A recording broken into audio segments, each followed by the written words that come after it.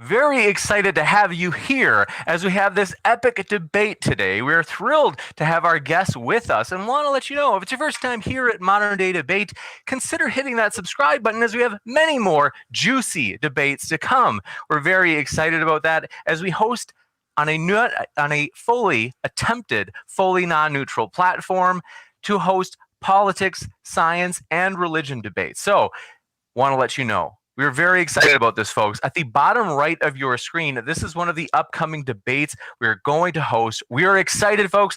Basically, we're using a Kickstarter to help cover the speaker fees, and want to let you know, I am determined we are going to make it to that funding threshold so that this event happens. I don't care if Tom Jump and Steven Steen and myself have to do a car wash in January. We're going to raise the funds. It's going to happen. So that Michael Shermer and Inspiring Philosophy debate should be a fantastic one. And so that Kickstarter link is in the description. If you'd like to watch it live, just $3. And like I said, that helps cover the speaker fees as we're excited for this big step.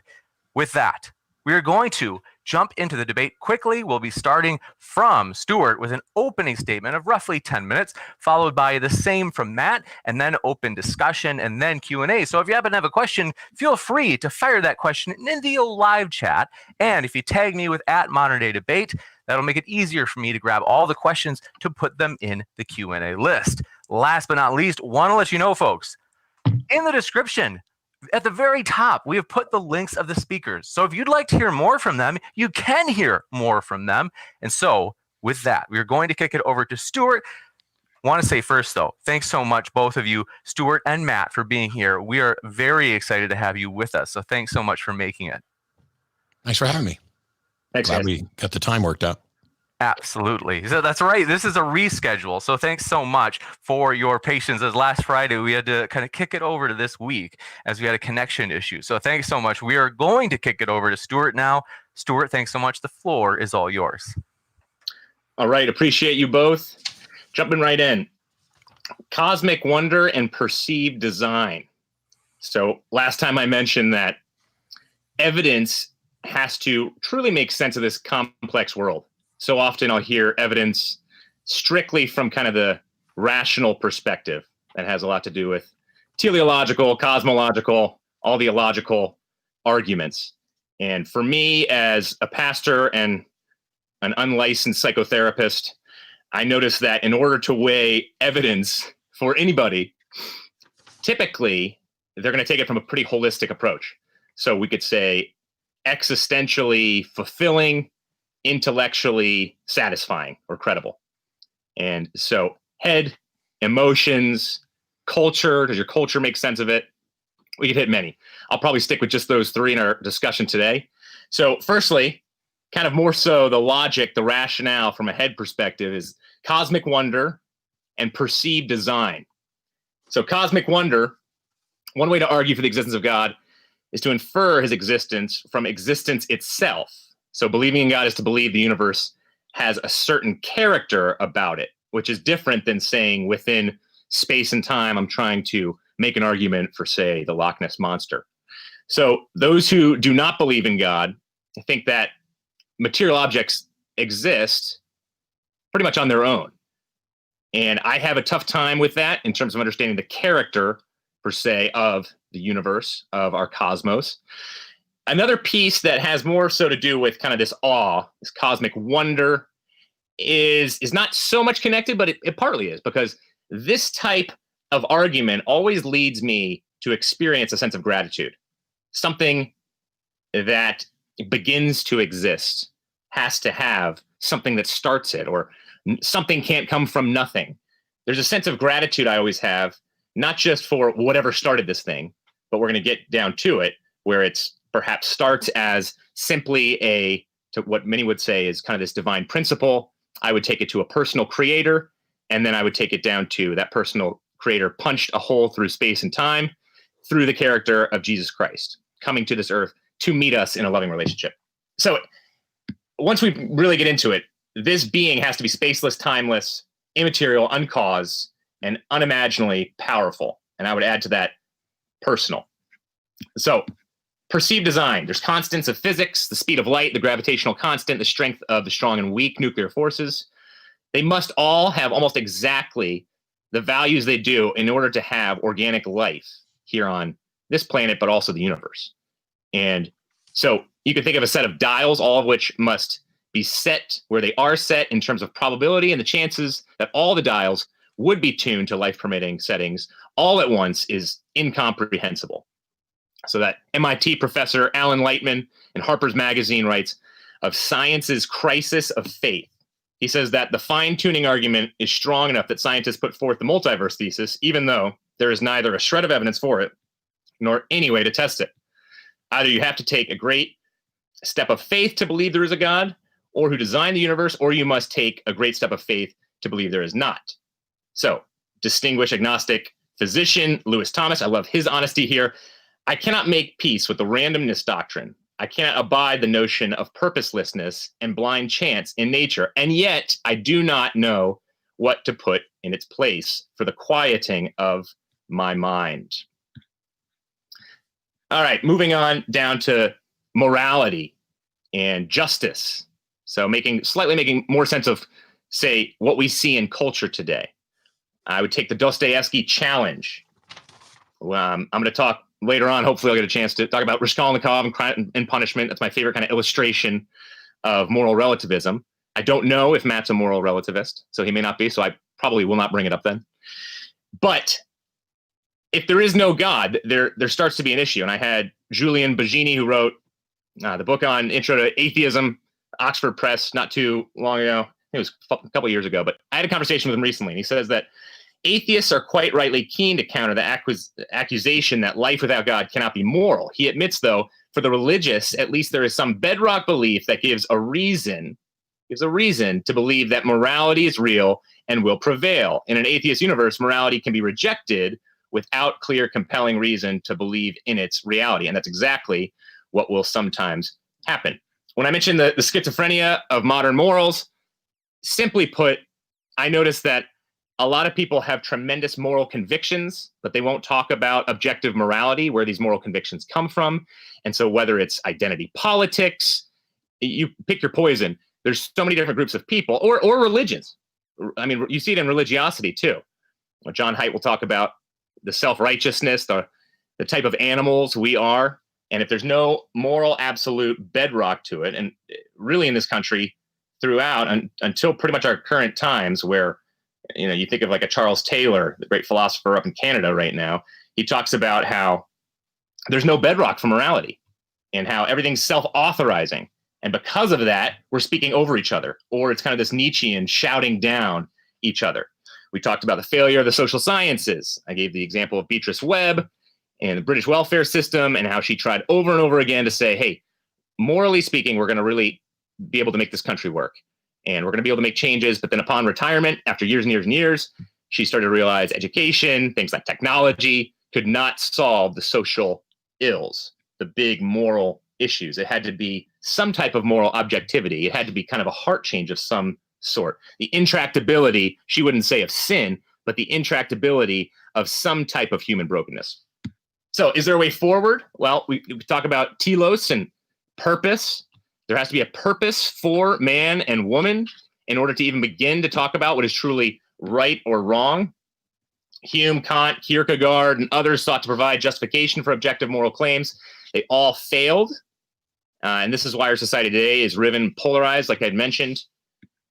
So for me, I think it really has to come down to, how are we going to solve the problems we have today? And I see a lot of young adults having a tough time with moral relativism, and I see the bankruptcy of it.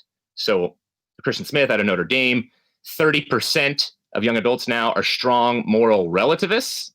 And so one woman was interviewed, and she said, look, if a couple fanatical Muslims want to fly a few planes into the Twin Towers, what is that to me? I mean, if that's true for them, it's true for them. It's right for them. Again, this may not be Matt's position whatsoever, but there's a tremendous increase here in this area of moral relativism. And another one recently is, 75%, if you remove the moral bedrock, this moral absolute from our country, you have something like the statistic that recently came out. 75% of those who were asked, would you cheat on the SAT if you could get away with it? 75% said yes, they would. And in many ways, that's consistent because it's a type of selfish desire. And if moral absolutes don't exist, then what ultimately is the motivation?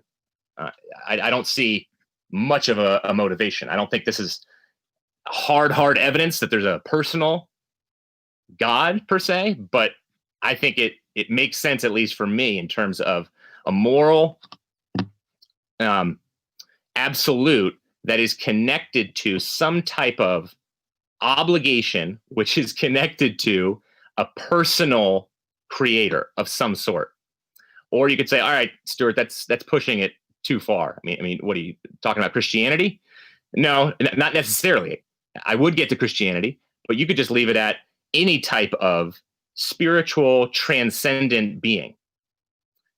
Value. That's where I typically go after talking about morality. I have a very tough time in a universe that is so based on loving relationships. Camus talked about how the scariest, most meaningless part of life is simply the breakdown and ultimate demise of loving relationships. I'm fully there with Camus. And so does this place here on earth make more sense if life started with a personal creator where there was unconditional love amongst the Trinity, Father, Son, and Holy Spirit, and then also unconditional love for the beings he created? Or does it make sense more so from a randomness? Heidegger's, for example, his thrownness. We just showed up here, and it's the strong eat the weak. And so death would ultimately be kind of the main end of man and woman. And then I go with, I think a big part is our longing for justice. And, Thomas Nagel is one of my favorite thinkers right now. He's down the street at NYU. He said, if you cannot accept that objective moral absolutes and obligation are illusions, then you have to concede that there must be something beyond this physical material world that account for them, even if you are not sure what it is. And that thing can give us value, whatever it is, alongside of that type of moral obligation. And then finally, meaning and purpose and beauty. I brought up the Bible. Robert Alter, arguably the top, probably in the world, it's disputable, writer, commentator for the Old Testament, not a Christian, but he says, every single time I sit down to write on the Old Testament, I start to wonder, is this whole narrative in the Bible actually true? Because it's so beautiful. And there's tons of different details within the Bible that's simply the sheer beauty of it. For me, I am very similar to Robert Alter right there, even though we disagree on our own religious positions, but very similar to start to wonder, wow, is this thing really true? And how, in the type of beauty that is ultimately within it. And meaning, we have to search for some type of meaning. I think, again, if you go culturally speaking, I was counseling a woman years ago who was finding meaning and purpose in her art. And I see this way more than just occasionally. She ended up sinking into great depression, great pain, ended up in a psych facility because she was finding all of her meaning and purpose in art. And we know a Buddhist understanding when it comes to meaning would say, well, detach, aim for something, but detach, so you don't end up falling into that type of pain. But the more secular understanding in our Western culture is, no, chase after that thing, chase after the thing. Don't go crazy doing it, but you got to find yourself.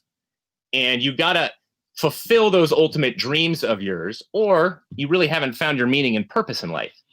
I think there's great issues for both of those positions.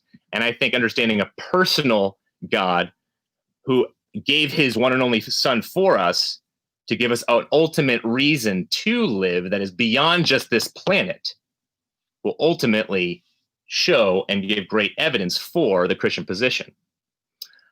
Kenyon College, there was an incredible speaker, David Foster Wallace. He hung himself not too long ago, was an atheist, but he basically said along these lines of meaning and purpose. He said, look, at Kenyon College, he said, if you worship, and we all worship, something finite, something on this plane of existence, something earthy, then ultimately it will eat you alive. But if you worship something transcendent, call it a god, call it whatever you want, that is eternal, that is how you can find meaning and purpose in life that will help you flourish and will not eat you alive.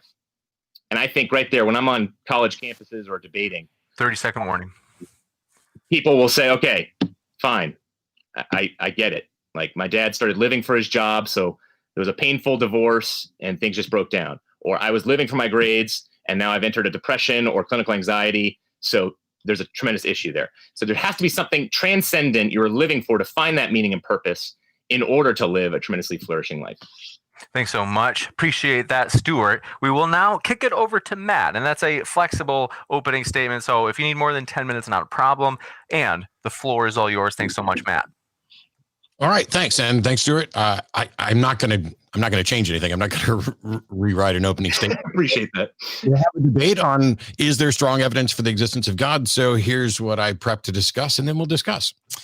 So what counts as strong evidence? Mostly we put the word strong on this in order to distinguish it from something like testimony, because while testimony is considered evidence, it's not generally considered strong evidence. In fact, it's generally considered the weakest type of evidence, with hearsay, which is testimony about testimony, being among the weakest.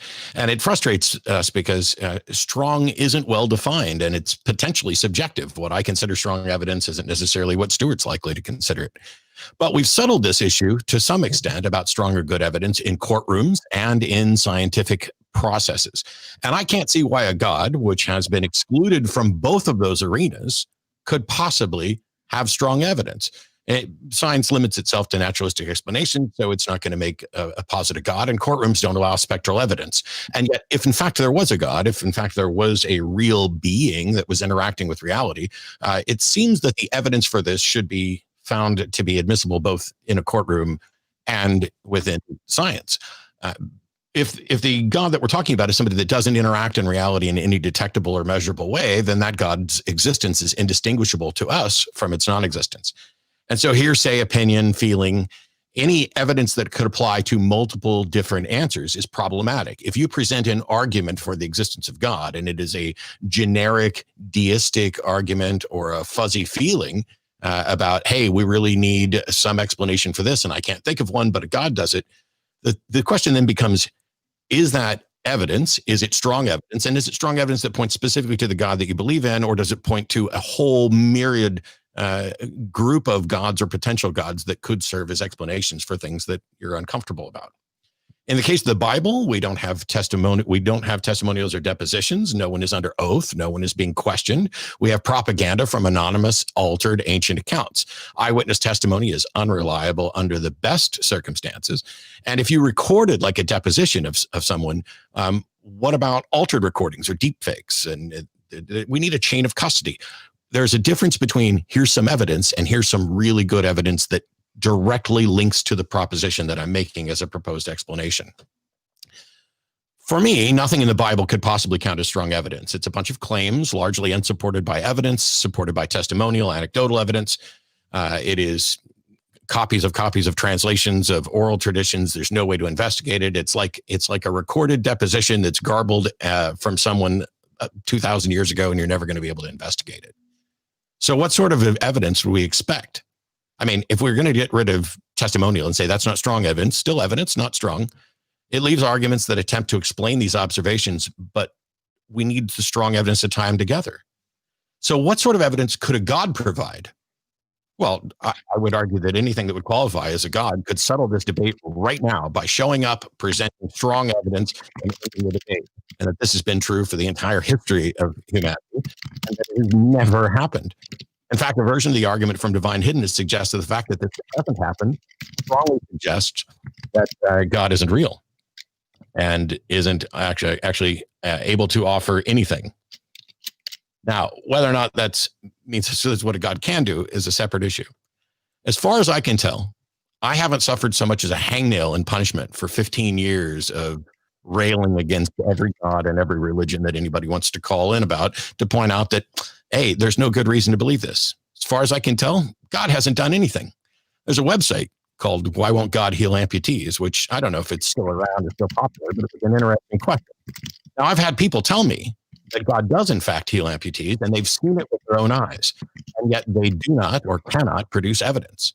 As a magician, I've heard people describe tricks and watched them claim that the only explanation is that I'm using demonic powers when I know that to be false. I could say, hey, I raised someone from the dead the other day, but they were since abducted by aliens. And if you were with me, you would have seen it. And so that's the strong evidence. Why would I lie? So for ages, we've had people claiming it's rational to believe in a God, and then some claim there's strong evidence. Yet, where's the presentation of the evidence? I don't know, because I wrote this earlier. I don't know what actual evidence Stuart is going to present, but there's lots and lots of claims. I want someone to present the evidence. It needs to be distinctly applicable to the God you're arguing for. It needs to be empirical, examinable, hopefully reproducible.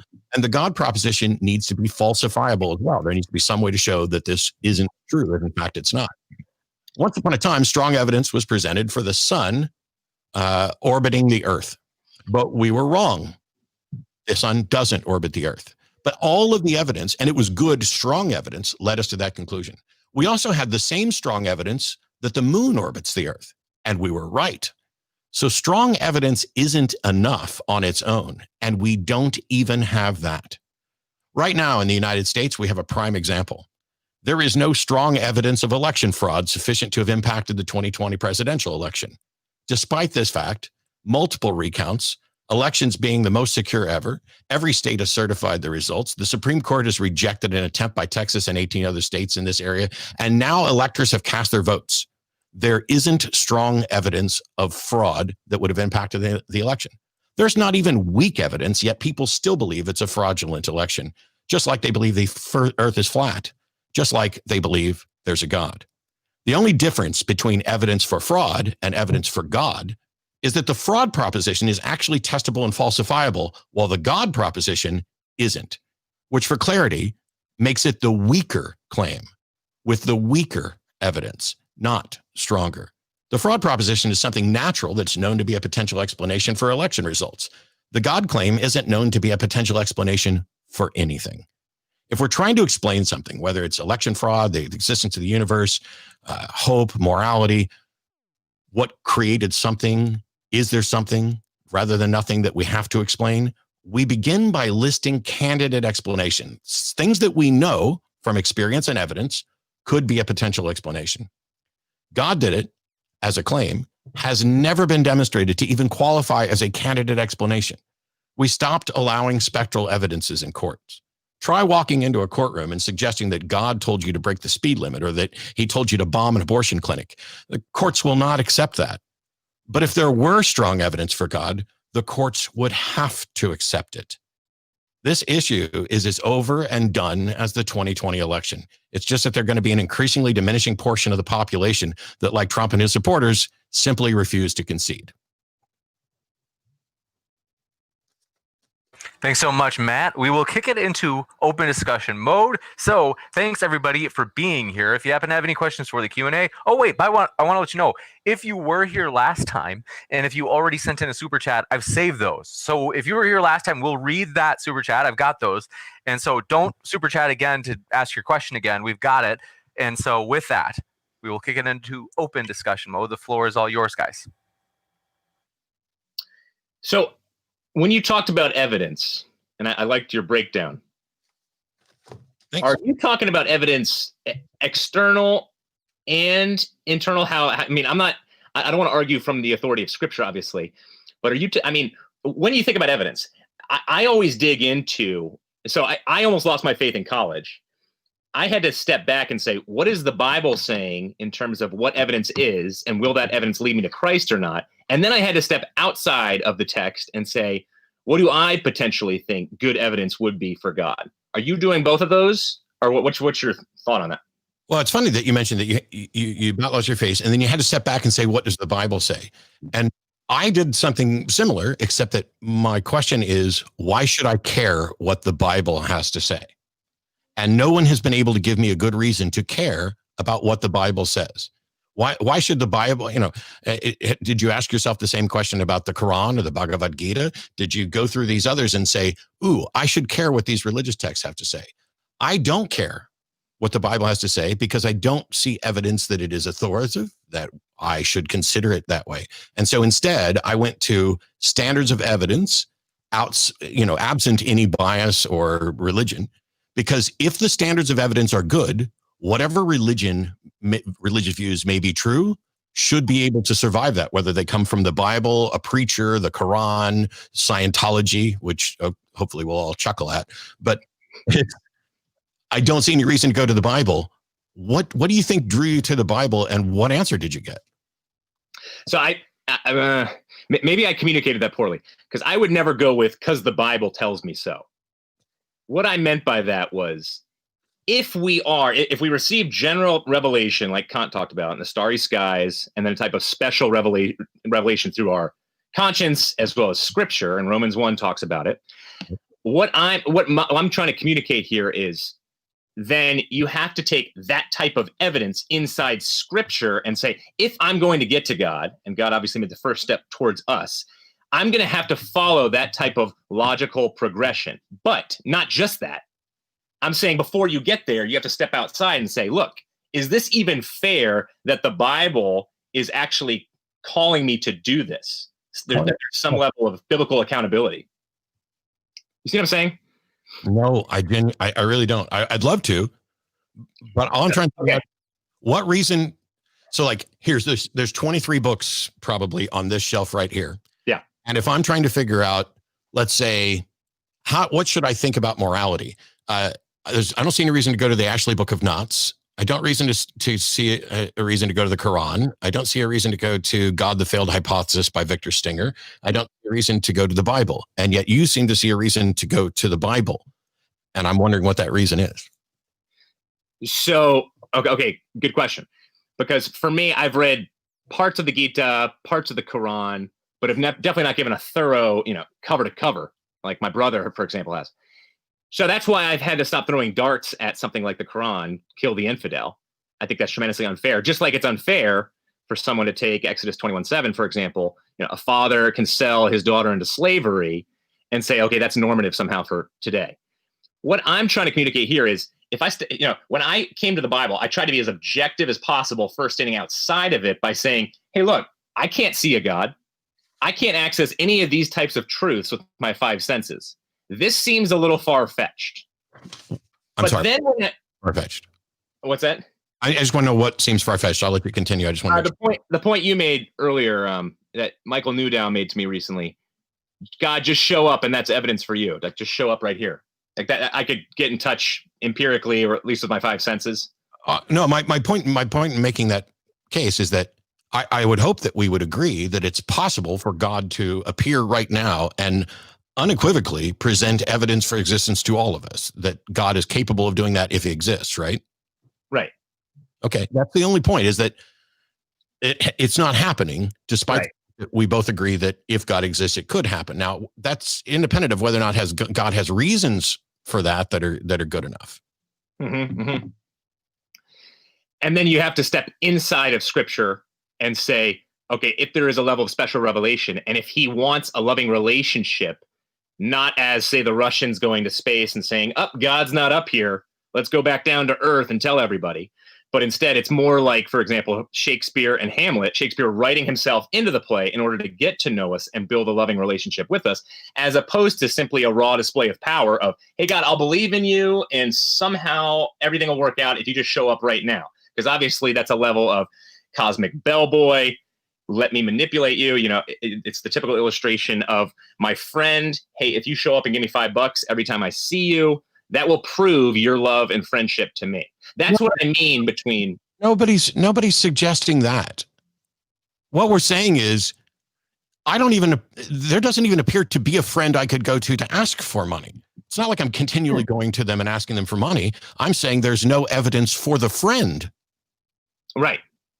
I mean, it would be all I'm saying is that if God exists, it should be possible. God should be capable of clearly, obviously demonstrating with strong evidence that I would accept, strong evidence that everybody would accept, any moment. And yet that does not happen, or has not happened. That's the only thing that I was saying on that point. Mm-hmm. Because what I'm still wondering is, and I have notes from both openings, but I'll set aside the one from last time and just focus on the stuff you said here today. You talked about finding things that were intellectually satisfying, but that's not evidence.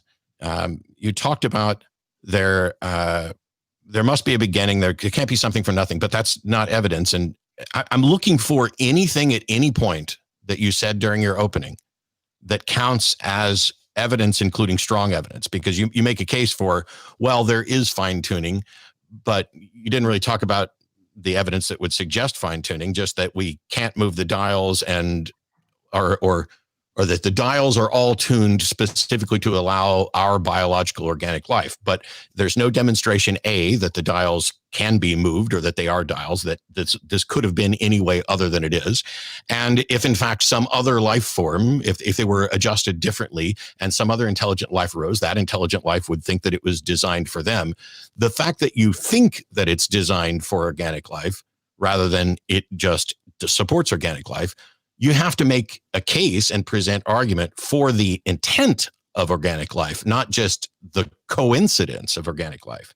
And what you said was you, like someone else, can't abide chance. And you went on to talk about morals and principles and things like that, which I'm sure we'll get to a ton. But what struck me is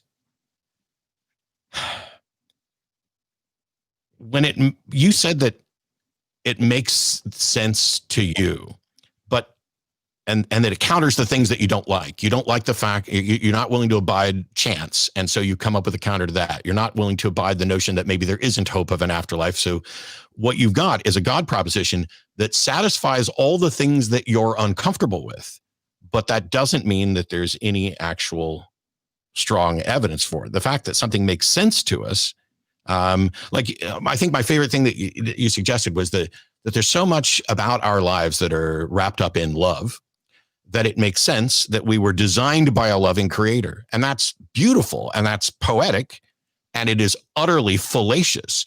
It's like saying that there's so much about my life or so much about my body is made up of water that it's clear that I was made up by a water-based entity. But while that's beautiful and poetic, it's not evidence. It's not strong evidence. And in every one of these cases where you listed some objection, fine tuning, morality, beauty, in every single one of them, no evidence was presented, no argument was presented, and all of them were just, God answers it for me. Well, I can appreciate the fact that God answers those things for you, or that God serves as an answer for you. But the debate is about evidence, not about what's Stuart doesn't like and what God seems to solve for Stuart. So where's the evidence?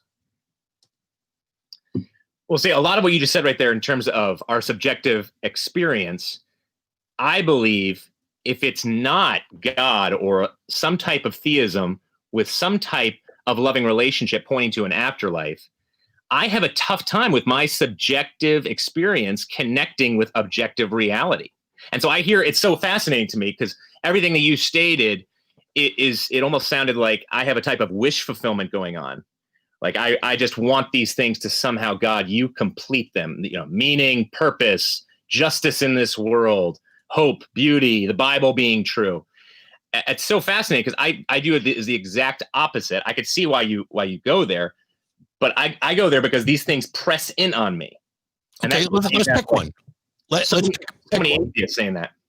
Pick one, like purpose, morality, whatever, so that we have something to focus on.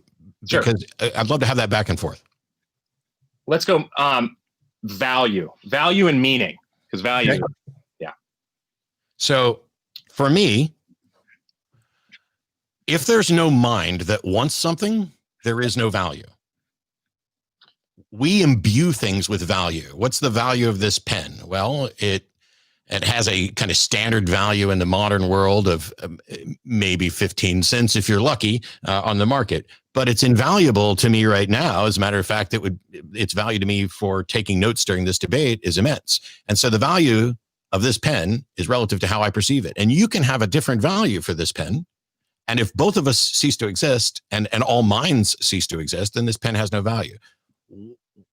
Where am I wrong? No, I would agree with that. I think absolutely. It's always so from a psychotherapy perspective, I can't give myself value though when it comes to identity, and I ultimately can't get a type of value that's sustainable from anybody outside of me.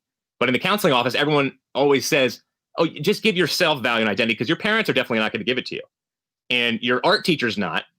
But then I would say it makes way more sense if you put your faith in a God that's transcendent and personal and all loving, and we can get to the evidence side, but it makes way more sense if he is loving you, and that's a type of unconditional love.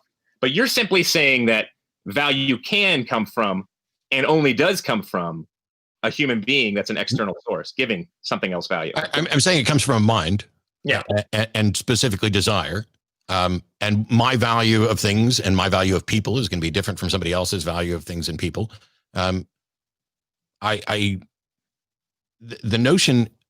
So you talk about, psychotherapists were suggesting, give yourself value. Well, I don't have a problem. I give my life some value. I determine what the purpose and meaning of my life is to the best that I can. I wouldn't want an externally, imposed purpose. And, there are people in chat right now who value my life at 0 or perhaps negative. It's fun to watch them flail around. I value my life significantly more than that. I value other people's lives. When you're talking about the frustration of people stuck in a world where they feel unloved or unvalued, would you? And I realize that you're still studying, and so this is not meant to be a dig at all. Would you suggest they find an invisible or an imaginary friend that values and loves them? If somebody was what? If somebody was depressed, that their life had no meaning and value, and they were toying with the idea of an imaginary friend that valued and loved them, would you? Oh, absolutely. And I don't have to call it Jesus and God, the theistic God, although I think that if you break all those down, it makes way more sense. But look at The Untethered Soul, how many millions of copies that has sold. And you think of Lindsay Lohan and how she's pushed that book so much. Look at just The God-Shaped Hole to begin with. Look at now how in the past 5 years, every single counselor is supposed to ask the question, are you spiritual? Because it has so much to do with value. Oh, I would argue that no counselor should be asking that. It's one of the reasons why I support the Secular Therapist Project, because I want people's mental health issues treated with good science. And no, hang on. I'm going to backtrack this a little bit because I had the same discussion with somebody else the other day. Spiritual is a word that annoys the crap out of me because it can mean almost anything to anybody. And so when somebody says, do you have a spiritual life? I have no idea what they're talking about, but I will recognize that if I, let's say I was a psychologist and somebody came into my office and they wanted to talk about the value of the spiritual aspect of their life, I would be happy to listen to them and talk to them and find out what they mean by spiritual, because quite often I would argue that you really like the phrase cosmic wonder. It probably popped up more times across the two openings in this debate. Cosmic wonder is great. Like I have friends who are astrophysicists, and I go out, I have a telescope, I've looked up, I have as much wonder as anybody that I can imagine about the cosmos. And I can see beauty and value, and I can understand someone if they say, when I look up at the Milky Way, when I'm out in the middle of the Atlantic Ocean, which was one of the most fortunate experiences of my life in the Navy, to be out in the middle of the Atlantic where it's pitch black, turn off the lights in the ship and see the Milky Way. Few things hit you harder than that. And I can understand someone saying that is a spiritual experience to me, because what they're doing is they're being poetic, metaphoric. They're saying, this hits me to my core, essentially. That's one thing. Spiritual in the sense of, supernatural, that's the one I need evidence for. I'm fine with poetry. I'm fine with a metaphorical human soul even. Mm-hmm. Oh, we have a spirit of inquiry. Yes, we do. But that's not it's not like there's my brain and then there's a spirit of inquiry right here that leaves at some time and comes back, when I'm not bored. Yeah. Okay. So I agree with that. But here's another thing pressing in on you, perhaps when you are on your naval ship, aircraft carrier. A cosmic sense It's funny though, I use that. I didn't even realize I used that term more than once. So I think gratitude, for example, when I had sweet Susan Blackmore on to discuss, and this is kind of the point I'm trying to make here with meaning and value, and these things that press in upon us. Perhaps you see it as wish fulfillment. I see it more so as pressing in upon us. I think gratitude clearly points to, I want to thank somebody or something. And the act of thanksgiving, gratitude is more of a feeling. Thanksgiving is an action. When I feel grateful, I want to thank something. Now, maybe that's my imaginary friend, but why do I have that feeling of wanting to give thanks? Why does that giving thanks actually complete the feeling like C.S. Lewis talks about?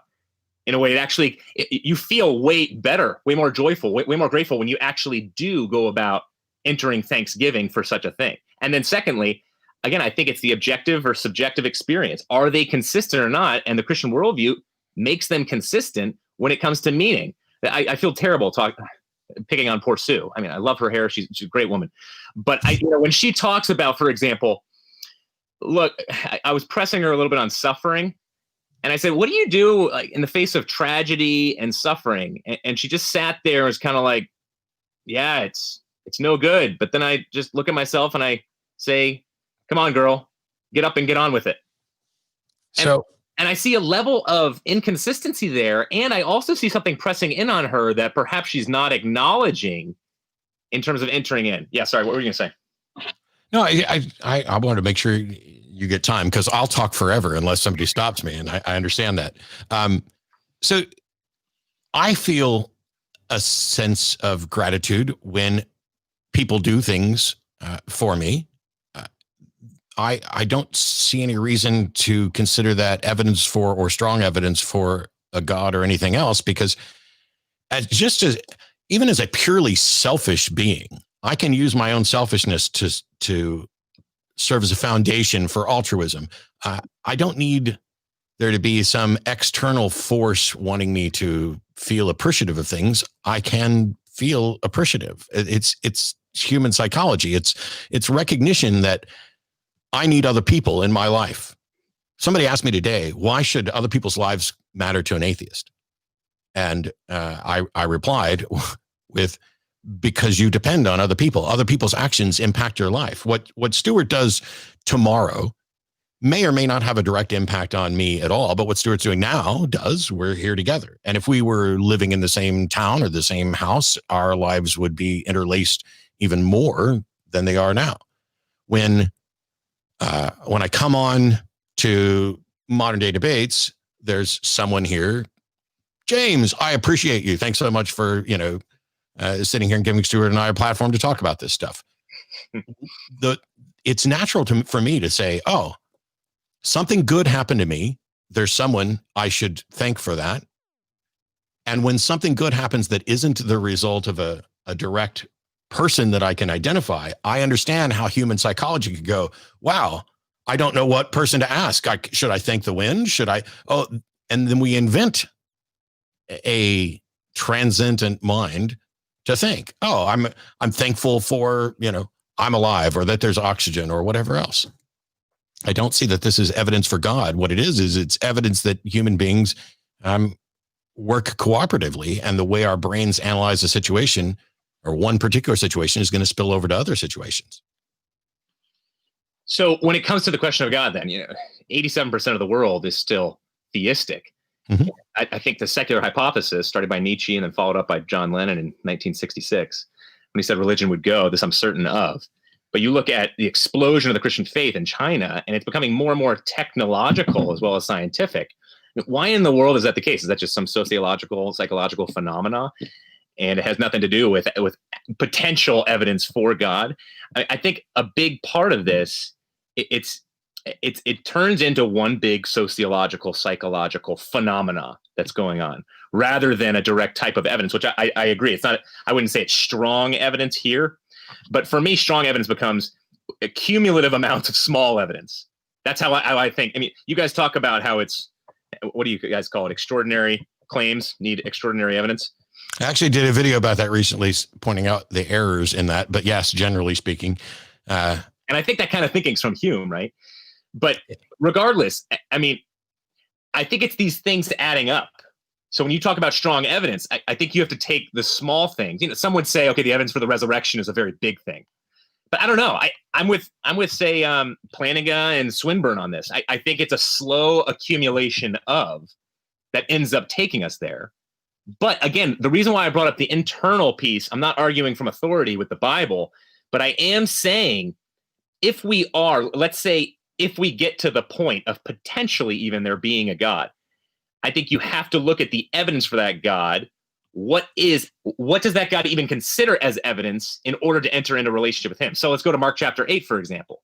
In Mark 8, the Pharisees and religious leaders are saying, give us a sign, show up right now. Come on, you did a healing. You did you've been teaching and your teaching's been phenomenal. Everyone's saying you're speaking with authority, whatever that means. And yet he says, I'm not going to give you a sign, but he gives signs to the tax collectors, to the prostitutes, to the lame. And so that's what I meant earlier, where I could just be hitting my head against the wall here over and over again, looking for evidence. And I think that's fair to an extent. But at some point, I have to look at what is the God of the Bible? What is he saying evidence is, and is that fair whatsoever? And that's the evidence that Jesus gives there in Mark chapter 8. Okay. So we're back to where we started a few minutes ago, which is you're like, at some point, I got to figure out what the God of the Bible says about evidence. Why? Because he's God. Wouldn't you? But you don't know that. Now you've fallen into the trap of a circular argument. You can't say, I need to find out what the God of the Bible says because he's God. Because the whole point is to try to come up with strong evidence for God. You don't get to just assume that there is a God and that the Bible is God's word in order to give a reason for why we should consider the Bible. You have to present actual evidence, not just assume it. You've make your whole case circular. Well, let me try and do a Dillahunty dodge and get out of this one. Okay. I don't know what the Dillahunty dodge is. I'm totally kidding. I don't either. I think it's been used in two different ways. One is by a handful of people who think that I avoid presenting evidence against God, which isn't my purpose. And the other one is something about me avoiding questions. But I keep asking questions. We're here, and the question is there strong evidence for God? Yeah. You wanted to say, I need to consider what the Bible says. I ask why, and you say, because it's from God. And that makes this circular. So we got to fix that. Okay, I don't see how it's fully circular, but I do see, I mean, the way you're taking it, I do see how that's circular. But I see the issue I have here is when I almost left the faith, I had to, I mean, it gets to the point, and I'm not saying you're not a humble guy. I can tell you are a humble guy. Sometimes, not always. I'm awesome.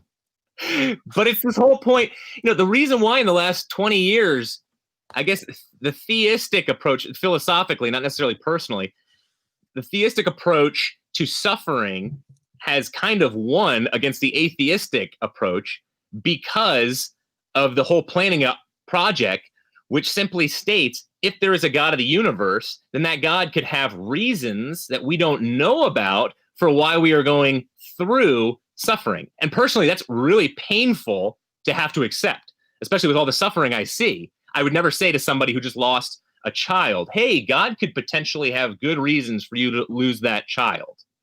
And yet from a sheerly philosophical standpoint, I understand how you can get there. And I think it's connected to this one. I mean, at what point are we never going to say with our finite minds, and I seriously don't mean to simply just be trying to get out from underneath this one, but with our finite minds, at what point are we going to say you set the standard? And if this manual to the car is truly the manual, at what point are we going to say, okay, that standard is all right with me? I'm not going to be like the Pharisees getting these signs, these healings, you showing up right in front of me. But hey, I'm okay with that. I don't know why I'm not. And maybe it's a lack of humility on my part because you're all for the outsiders and not the insiders. You're always for the outsiders. And supposedly the prostitutes and the whoremongers get into heaven above all the religious leaders. I mean, it doesn't seem fair to me. I mean, I'm a religious leader. So this is what I'm talking about. I'm not trying to argue from a circular point of view, but it kind of gets back to the strong evidence piece of, okay, what does that mean? And at what point does that actually fall off? And I know you said, I don't know. I'm not sure how much evidence. So you see the struggle? The struggle's real. All right, let me address this because I want to make sure we're understanding this. So I'm going to do my best to kind of steel man what you're saying. On suffering, people suffer in life. I think we're all agreed that to varying degrees, some people suffer more than others. Some people suffer unbearably, but suffering is a reality. And so the question then becomes, why do we suffer? And you think that the theistic proposition, specifically Christianity, offers an explanation for why we suffer, which is satisfying to you, correct? Yes. I mean, not fully. I always have questions, but sure. Yeah. The thing is that, yes, if in fact I believed that there was a God who had good reasons for why I suffered, then that would get me to stop saying, oh, well, why do we suffer? Well, God has some reason. But I have actually, in that scenario, provided zero evidence or strong evidence. But more importantly, I've done nothing to explain suffering. I haven't essentially solved a mystery. Why is there suffering? With a bigger mystery. I don't know, but God knows, and that's good enough for me. So there's no explanatory power in that. There's no, God has good enough reasons for suffering. How did you rule out when you sit down to consider why do we suffer? How did you rule out this is just the way things are, that we live in a world of variations in temperature. So sometimes I'm going to be hotter than other times. Variations in atmosphere. If I stayed underwater too long, I'm going to be suffering. This is a world that is indifferent to me and treats me fairly in the sense that I could get bitten by a snake. I could get coronavirus. I could stay healthy. Maybe the question, why is there suffering, is the wrong question. It's like, why is the sky blue? Because that's the way it is, because of refractive light. How did you rule out that's the way it is? Or was this just a matter, like you said before with other things, of you didn't find that satisfying? And I ask because whether or not you find an answer satisfying has no bearing on whether it's true, on whether there's evidence for it, or whether there's strong evidence for it. But why are there so many atheists, though, that would disagree with that level of thinking? But I mean, we'll go back to that in a second because I want to answer your question. Well, first of all, I'm not here to defend other atheists. Right. No, I got you. If you want to play that game, there's some really terrible Christian crap I can saddle you with. So I would say that's what led C.S. Lewis to the faith. C.S. Lewis said, I will never believe in a God who allows suffering and evil. But then he said, well, hold on. What makes this evil, and why is there some standard that I'm buying into of evil? And why am I so bothered by suffering? We kind of shift scope because I wasn't talking about evil, because evil tends to carry a baggage of intent. So I was just talking about suffering. Yeah. That's just, I added evil because I didn't want to put words in CS's. I don't want to be mean, but I suspect that subconsciously you added evil because suffering in your model needs an intent. That's why God allows it. That you have a hierarchical system where there's a God that thinks, hey, I know this suffering seems bad to you, but I know better. And so you put in this intent behind it. I view suffering as just a fact. I mean, It's pain. It's physical pain, emotional pain. I did that wrong. I did physical pain, emotional pain, whatever. But anyway, continue. Yeah, it's how the intelligentsia views meaning. It's back to the meaning question too. I'm not skirting, because intelligentsia dealing with meaning in terms of let's stop asking it because these questions are too big, and unless you enter an eternal life or God in, it becomes tremendously depressing. But let's go ahead and create our meaning. That's the second one. So either don't talk about meaning, I see in our culture today, or let's talk about it, but we aren't derived. There's no derivative somehow when it comes from this meaning. It's we simply create this meaning. And to your point on suffering, it's an issue for me of why. I agree with you. Why does it bother us so much? Let's stop talking about it, because it shouldn't be a big, like, do animals talk about suffering on a regular basis? I mean, if there's 3 gazelle grazing in the Sudan and there's 2 sisters and 1 brother, and one of the sisters gets picked off, the other 2 are going to look up, feel bad, probably not feel bad, and just go back down to grazing. I mean, the suffering is not a big issue to them. So why can't we do something similar?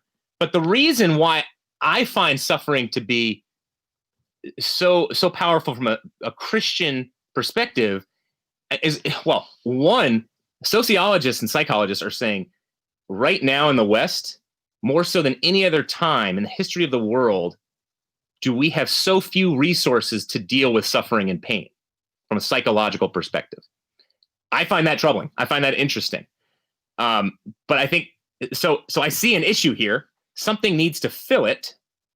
I would say the Christian faith does, because it's a suffering God who lived and died on a cross in the most excruciating way possible. I don't think we have answers, and I think the Bible is horribly consistent, rational, and realistic about that. You turn to like a Psalm 88, and it ends with Haman saying, "Death is my greatest ally," and then lights out.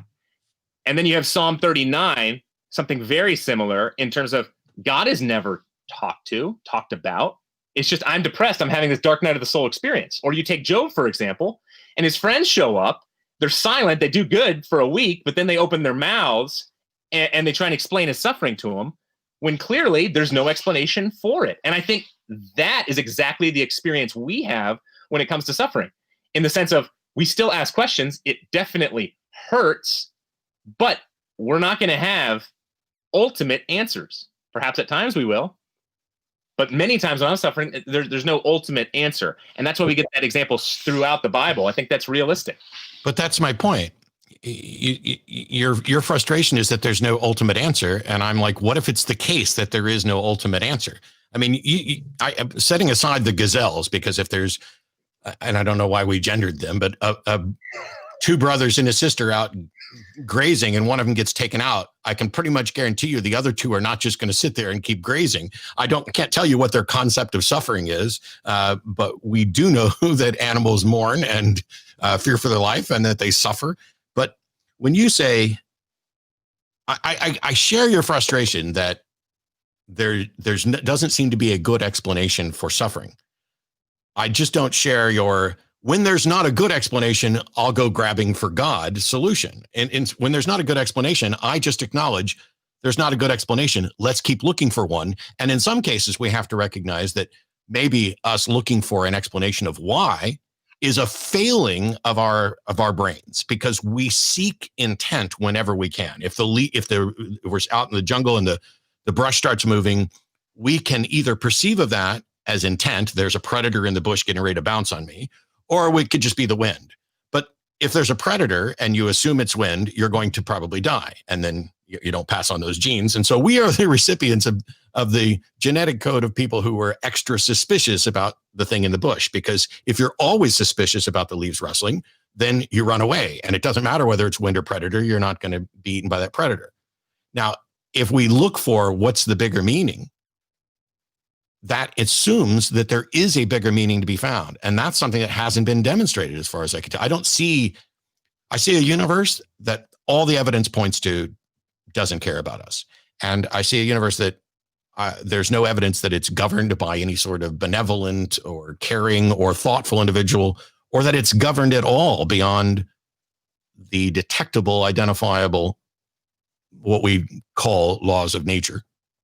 And so while I share your frustration that there doesn't seem to be a good explanation for suffering sometimes, I can't just stick a God in there because there isn't evidence for a God. It would be like saying, you want to point to the Bible. My Muslim friends want to point to the Quran.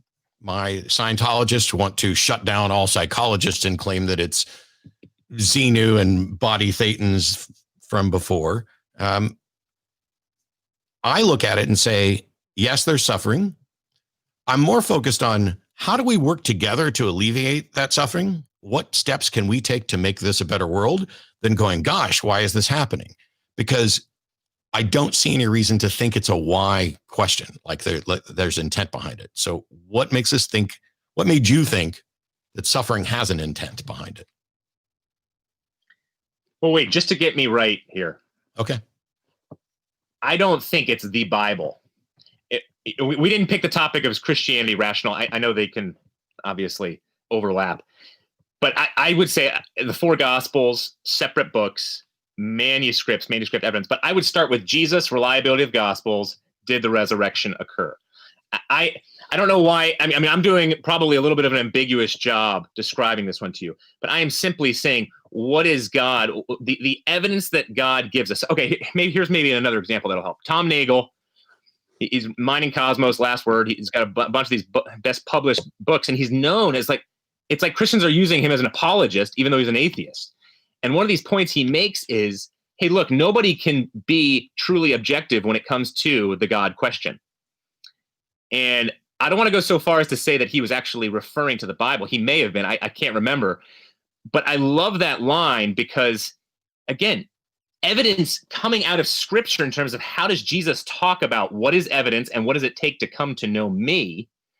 A big part of it is what Tom Nagel is saying there is no one can come, objectively speaking, with no bias to the God question because everything about the cross is offensive. I personally don't believe you can become a Christian if you don't find the cross offensive, because it's a savior dying for your sins. Like, I'm not a sinner. It's like one guy said to me, he said, look, I find rational reasons to come to know Christ. I want to be a Christian. And we got through the good stuff. Then we got to sin. And he said, hold on here. I've never raped or killed anybody. I said, oh, neither have I. And yet he said, okay, fine. I yelled at my wife once. And this guy was like 55. And so it's the concept of sin, and it's so not palatable, obviously, that I think that obviously what Tom Nagel is getting at, there's this bias here that we have to find a way to get through. And I realize that that's tremendously frustrating for me and you to talk about, because that automatically is saying, wow, so there's something wrong with me, or somehow I am not removing the blinders, or so on and so forth. But we at least have to acknowledge, based off of, Mary, this time of year, Mary, when Gabriel visits, she doesn't fully accept it at first. Joseph definitely doesn't accept it at first. Then you have Romans 3-5 all about not accepting it and how it's not palatable. Endless amounts of this. So there has to be bias, at least internally. Whether we think that's fair or not is an entirely different question. All right, that was onto your other point. This on suffering. I'm confused because I asked earlier for a reason why you should care what the Bible has to say, because I don't. And it has nothing to do with whether or not it's palatable. Like, you just talked about the Jesus story as if it were confirmed, true, real, none of which has been demonstrated. Mm-hmm. So once again, and I promise I'm not trying to be an ass or anything, but every time we're trying to get to strong evidence, you're like, well, you've gone back to the Bible again and what the Bible has to say about evidence. And we've never established why we should care what the Bible has to say. Because I could pick up a Quran. There's one right there. I imagine all my Muslim friends would throw a fit because it's translated into English and they'll say that I shouldn't trust anything it says. But I could look at what it has to say. I could also look at what somebody in chat has to say. There's several people in chat who think that I'm a raving idiot who doesn't understand anything, and that the evidence is just obvious, and they keep accusing me of knowing that a God exists. I could use their standards of evidence, but then I'd be an idiot. And I want standards of evidence that are more likely to give me an accurate model of reality. That's it. That's all I want, is standard of evidence that give me an accurate model of reality. Where is the good, strong evidence for a God? Because I can appreciate, Stuart, I can appreciate you. I've debated your dad twice and met him out. I like him. I like you. We never met till today. This is not a personal thing. I genuinely want to believe as many true things and as few false things as possible. And when if somebody said, if the debate had been, is there evidence for God? I wouldn't have taken it. So the whole point was, is there strong evidence for God? Because otherwise you could say, well, there's anecdotal testimonial evidence. I want to know why. What is the strong evidence for God that is such that I should consider the Bible or consider Jesus? Because to me, it's not about whether or not the message is palatable. It's about whether or not there's strong evidence for it. Do you want to go suffering and then there? Because I liked your suffering. Whatever it works for you. Yeah. I think we might have just enough time for a quick visit on both of those topics, and then we'll go into the Q&A. Okay. Cool. So I think suffering, it gets back to the subjective objective question. and it's a good one in terms of, okay, my subjective experience is painful. So is there an answer? And I think objectively speaking, if Jesus Christ did exist, die on the cross, enter a place where he was actually sweating droplets of blood, went under that type of excruciating sorts of pain, dealt with complete inner and outer isolation, that sort of pain. Don't forget, he was completely faultless in every way for this. If he went through that kind of pain, then that act has to be some type of salve for us, some type of great resource for us in our suffering. And I know many people, I mean, Dostoevsky, I did not know him, but he came to know Christ through the cross, randomly just entering a church, seeing a cross, getting on his knees because he saw this incredible beauty of actually the God of the world dying for his very enemies. And so it wasn't through the head, it was mainly through the heart that he came to know Christ. And I think he came through that type of suffering and sacrifice that so many people I know end up coming to know Christ through the emotional experience. I wouldn't say that's strong evidence, but I think that is a type of evidence where the beauty of something like the cross speaks to us. Now, I think, does it make sense of suffering? Well, absolutely more sense. Because I think if there is no God, then why do we have to talk and think about suffering at all? Why do we have to talk and think about the meaning question at all? I'm totally with you. But I think everything about us is hardwired to get out of this broken world. And I think sin makes sense of that, in the sense of sin has affected us, I mean, cosmically, natural disasters, sociologically with relationships, psychologically with our own inner insecurities and depression, anxiety, whatever you want to talk about. See, I think all of that just makes sense of the complexity of this issue more so than atheism does. Now, your response to me, I'm not trying to give evidence there. I'm simply trying to answer the suffering piece. We could go to your second question after. But does that make sense from a suffering perspective? Because how does the atheistic perspective make sense of us needing some type of response or wanting to get through this in a different sort of way? How does it answer it better? Well, science answers it, and psychology, which I would hope that you would be studying some, that answers why we desire and want things. We have a sense of fairness because it benefits us. But there's a number of things to kind of correct really quickly before we get going. You basically said, if Jesus went through all this, then that is sufficient explanation for why they're suffering, et cetera. However, that's a big if, hasn't been demonstrated, no evidence presented, no weak or strong evidence presented. However, if Jesus suffered, that provides an explanation for suffering. Also, if the universe does not care about us at all, that also explains suffering, because there's no protection mechanism. Everything is just fair. Of the two propositions, one of those doesn't violate Occam's razor, doesn't appeal to the supernatural, doesn't actually make a claim that would require evidence and not present it. We'll have to save sin for another time, because I reject the concept of sin entirely. But also on Dostoevsky, first of all, when or how Dostoevsky found Christ or what he found convincing is utterly irrelevant and has no evidence. But Dostoevsky, I'll point out, was raised in the church, went to Sunday liturgies. It's not like he just reached adulthood, saw a cross, hit his knees, and was overwhelmed. He was raised in this. He was indoctrinated in this and rebelled against it and then found his way back. So it's kind of mildly inaccurate to suggest that Dostoevsky had all these troubling thoughts and then just found Jesus, as if that's proof of anything other than Dostoevsky is a human being who was suffering. He was trying to make sense of the world, and he, like you, which may be why you've reached out to him, finds that the world makes more sense for him if he has a God figure who loves him and cares about him, but the world is broken.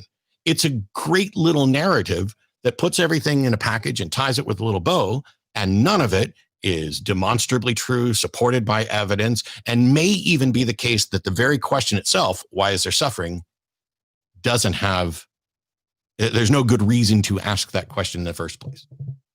Or maybe the second place, because in the first place, everybody's going to ask it. And then the second place, they'd be like, oh, I addressed that already, because the universe does not care about me.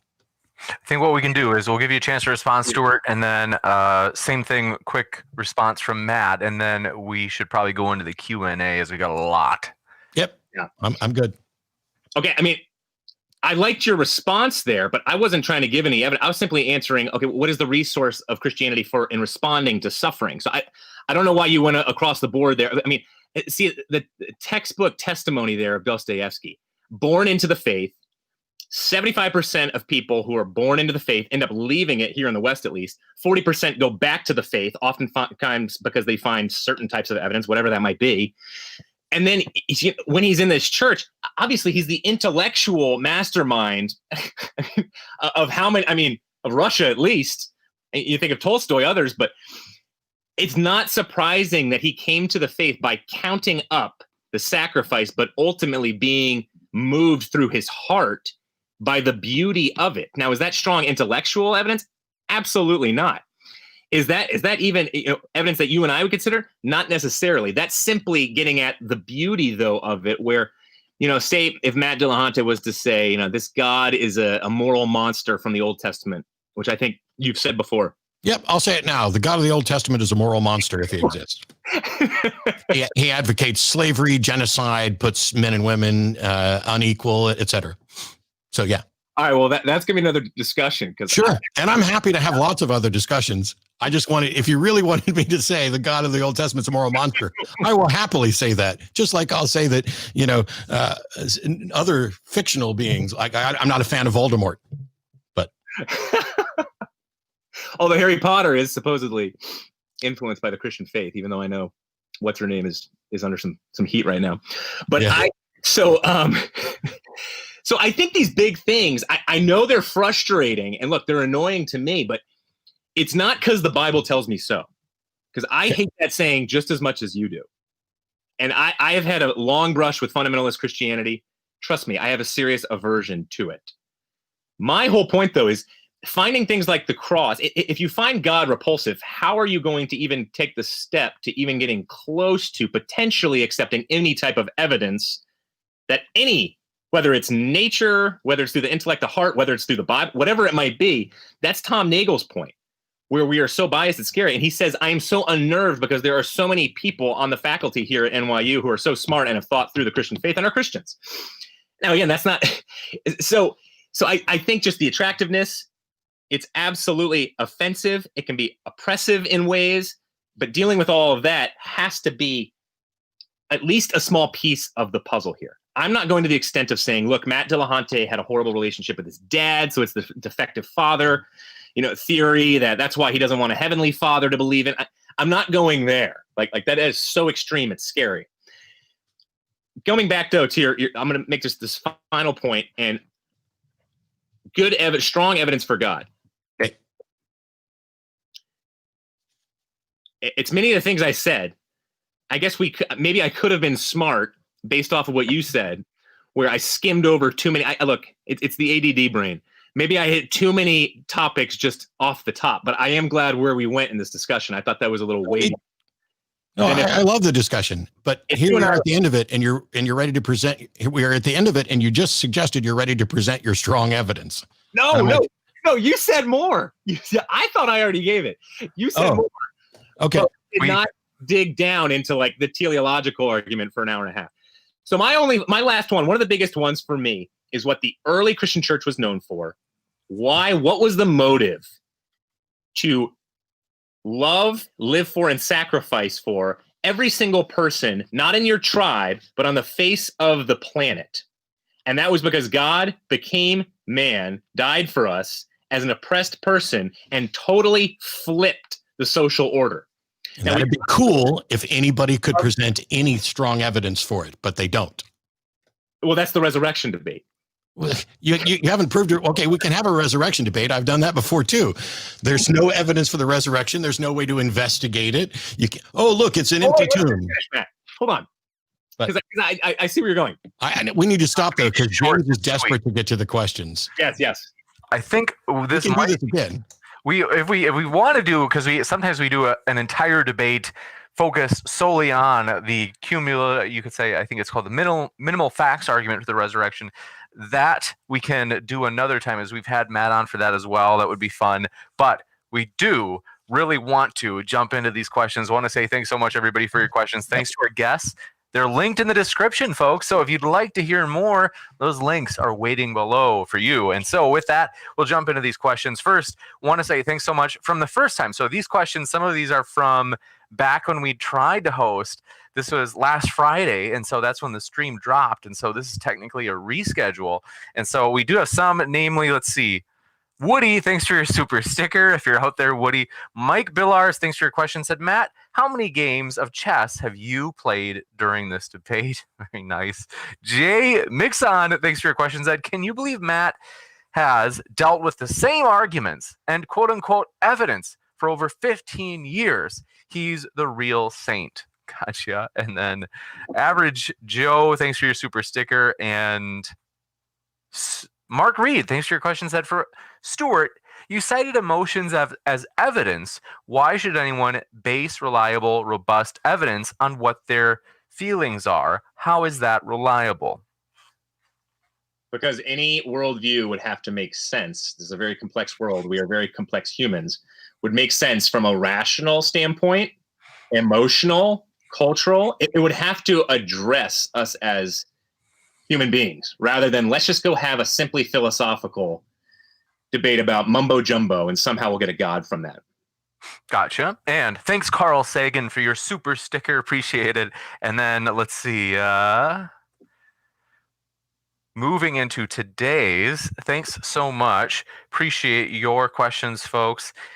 Barry, thanks for your super sticker. Appreciate the support. Zach, thanks for your question. For Stuart, said, if you found out there was no God, would you rap M, order, etc.? I don't know what that means. I think, is this like a slang that the young people are using? I think they're maybe saying, would you stop being a Christian? If I found out there was no God? Yeah. Hang on. I apologize, Stuart, because I think we're laughing at the same thing. If you found out there was no God, would you stop being a Christian? Well, duh. Interesting you go there, though, because I have asked some atheists, if Christianity were true, would you be a Christian? And way more than just one have said yes to me. I would say no, because that's a completely different question. The notion is there could be a God, and that doesn't mean that I'm going to worship or revere it. So I could be convinced that there is a God, but not be a follower of that God. However, it would be very difficult to be a follower of something that you know to be false. And the whole problem here is that the God proposition is unfalsifiable. So you're probably never going to find out there is no God. That is a shifting of the burden of proof to say, oh, I'm going to keep believing until you prove me wrong. That's not the way it should work. Gotcha. And Honest Abe, thanks for your question, said, where is the, in all caps, strong evidence, Stuart? Stuart, we'll have to ask them. Maybe we'll see if they were pleased. That they asked that pretty early. I thought these were all my fans on here. They sound like Matty D fans. There are a couple of Matt fans here. I'm smacking them down when they're being dicks too. Them, please. JW, thanks for your questions. That, hey, you said slavery was wrong because it doesn't benefit the societies in the long term. If slavery benefited the society for the long term, would it be correct? Is that for me? I was thinking that it must be. Answer it. It's strange, but if you define correct as in the best interest of humanity, then if it turns out that slavery were in the best interest of humanity, then of course it would be correct. But that's not the case. That's essentially like saying, hey, if you were to find out that God's not real, would you keep believing? We know it's like saying, if it turned out that terminal prostate cancer were in the best interest of humanity, would it then be good?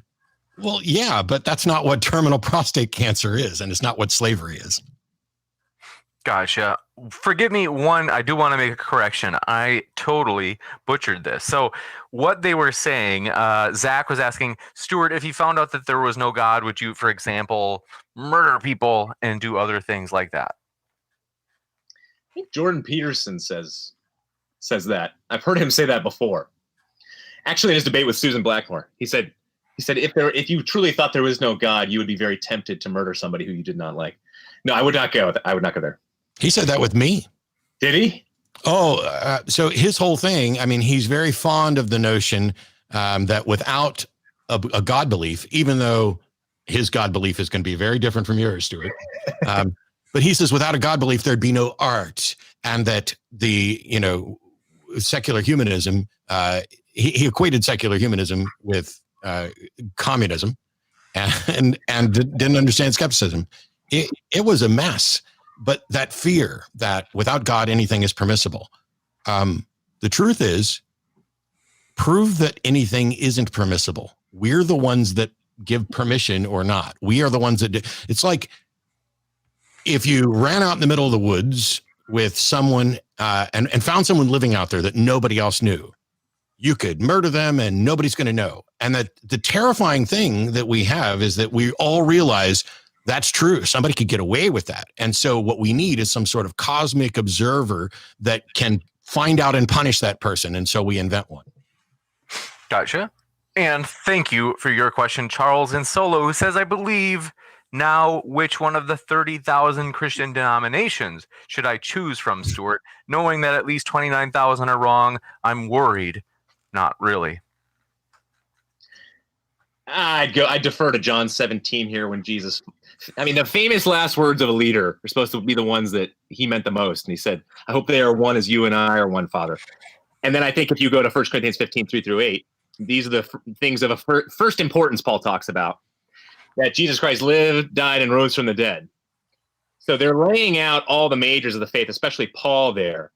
And most denominations understand the majors, but there's all types of many denominations and they've broken off. And so if you've ever been to like Scotland, for example, and you see all the cobblestone cemeteries like right there in the middle of the streets because a Catholic hated, a Protestant and so pressed him to death. I would say Jesus is unpleased about that. So no, I would get into a church that has certainly the majors covered. I met a woman the other day who said, you guys teach Jesus a lot at our church. Us down the street, we don't talk about Jesus at all.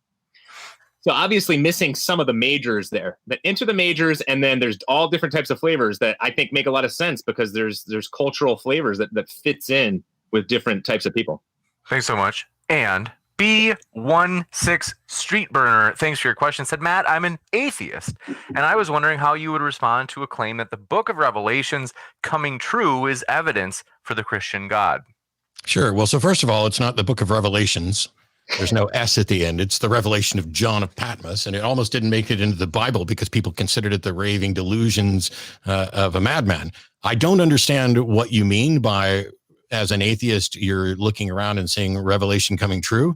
One thing about prophecy claims is that in order for a prophecy to be viewed as an actual prophecy where somebody made a claim knowing that it would come true and that it came true is, first of all, the claim needs to be specific, answerable by a single set of circumstances, not prone to interpretation, and not something that's readily likely to happen. If somebody says, oh, Jerusalem will rise again, and everyone on the planet continues to work towards Jerusalem rising again, well, it's not a prophecy. Just like when I order a steak medium rare and the waiter shows up with a medium rare steak, he's not fulfilling prophecy. That's fulfilling an order.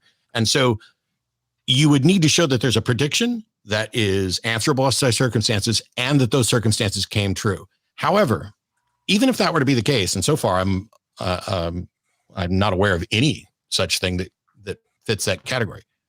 What you have then is, I don't know how that person knew that. You don't get to just assume that they knew it because a God told them. Maybe they have a time machine. Maybe, but until we have these sorts of fanciful predictions coming true, I do predictions in mind reading on stage as part of my magic show on a regular basis. I do things that look impossible on a regular basis. Maybe that's biased me to where I just am not impressed by someone saying, someday the United States will have a woman president. Well, actually, what we probably had is someday there will be a leader in a great nation who is not man. And then, if Kamala Harris ends up being president, it's fulfilled prophecy. No, it's not. That's not fulfilled prophecy. That's not the way prophecy should work. It's like, let me flip open to the horoscope for the week and see if I can make it fit my life. That's not prophetic. Thanks so much. And Carl Sagan, thanks for your another super sticker. Appreciate it. Zach said, thank you for these debates. I absolutely love watching these discussions. Thank you, Zach. And thanks to the speakers. All credit to them. And so Tesha Thomas, thanks for your question, said, you can debate all the apologists on the planet as much as you like. You're not going anywhere unless you go through this video. Quote, 1, 2, 3, 4, 5, proof of God, unquote. Okay. A little advertiser for their video. Zach, thanks for your super chat, said, Stuart, how do you know the Bible you read today is what was originally written? Dr. Bart Ehrman describes ways in which scribes have altered the text. Qumran scrolls, you could go there. I think then you'd have to go to obviously checking out how they were circulated in terms of how they were chosen as well. No, it was not 325. It was not the Council of Nicaea. That was a debate over the Trinity. And so, yeah, I would definitely start there. Thanks so much. And Apocalypse here says, can Stuart explain what he means by, quote, step inside the Bible, unquote? It's a lovely poetic phrase, but I'm not even sure what it means. Well, so if we're just trying to talk about deism or some type of cosmic principle, then we could just have all these different types of debates and talk about expectations and what evidence is. But if we're going to talk about the Christian God, it's not because the Bible tells me so, and we just have to accept that and say, oh, they told me how to experience the evidence and believe, and so I'm just going to blindly accept it. No, instead we have to, like Tom Nagel talked about, who's an atheist, and I think Matt was getting to as well in terms of understanding. I was very, let's just say, not very clear and early on what I was trying to say, but looking at what is the process in terms of looking at the evidence and reaching the point of actually trusting God, trusting Jesus Christ. And how are you supposed to do that? Then you could say, okay, is that fair? Or is that just as ridiculous in terms of what does Jesus say evidence that leading to faith really looks like? Gotcha. And thanks for your question. Apocalypse here says, oh, we got that one. Converse Contender. Glad to see you or hear from you. Converse says, Matt said God isn't a contender for an explanation because it's spectral. Is he saying you have to show me supernatural in natural terms? No, and I didn't say that God isn't a candidate explanation because it's spectral. When we list candidate explanations, we say this event occurred. What known explanations for that event do we have? And we list those. And then we list what potential explanations that we aren't necessarily known yet, but could there be? What I'm saying is that the God hypothesis, the God claim, has never been demonstrated to actually be a candidate explanation for anything. Saying how did the universe come to be? And you say, well, it's God. Well, how did you rule out any number of other fanciful things that we can't prove? Universe farting pixies or whatever else. So we don't consider the universe farting pixies as a candidate explanation, and we don't consider God as a candidate explanation. Just like if there is a cup of iced tea sitting on my desk and it showed up without my knowledge, I don't get to include ghosts as a candidate explanation. Of the candidate explanation, someone else in the house or someone else around me has probably brought me an iced tea. Now that's extra weird. And it didn't happen, by the way, because I'm here alone. I brought it myself. But I don't get to just say, well, it could be ghosts. Well, you're only saying it could be ghosts in the sense that you haven't yet ruled out ghosts. And for an unfalsifiable proposition, an untestable proposition, you'll never rule it out. So we go with the candidate explanations that have been demonstrated. And so if a fire starts, we look at, an expert in arson gets to look at all of the evidence and try to determine how this fire started. And at no point will an expert in arson say, I think God started this fire. And if there were strong evidence for God, the arson expert would have to consider that as an explanation, and yet we don't, which is an admission there is no strong evidence for God. Gotcha. And Crepitus S, thanks for your question, said, Stuart, what is the statute of limitations on mutilation of children in the name of your cult? Can I still sue several decades after my circumcision was forcibly removed, or after my circumcision happened without my consent? Yeah, circumcision's a big one right now, I'm noticing. I would, is the question also as broad as just, child sacrifice in general? Or is it literally just circumcision? I think they're just referring to that. Yes. Just circumcision? Yep. Yeah, routine infant circumcision is an abomination. There's no medical reason to do it. There's no reason to violate someone's consent and autonomy, and that's strange. But it's a holdover from Jewish tradition. It doesn't. Well, so it harms obviously the ability to have certain amounts of pleasure. Yes. As well as what is it? A myth that it helps in terms of cleanliness and.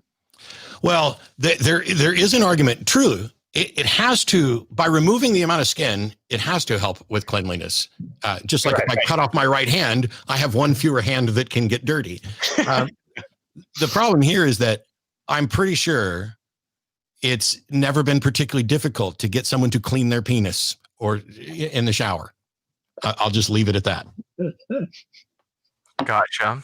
Thank you. It sounds like I've got that one settled. All right. Let's see. This one comes in from Charles in Solo. Thanks for your question. Stuart, what method do you use to determine that your idea of a God is real? How does your God interact in some measurable way? Feelings don't count. How does God interact minus feelings?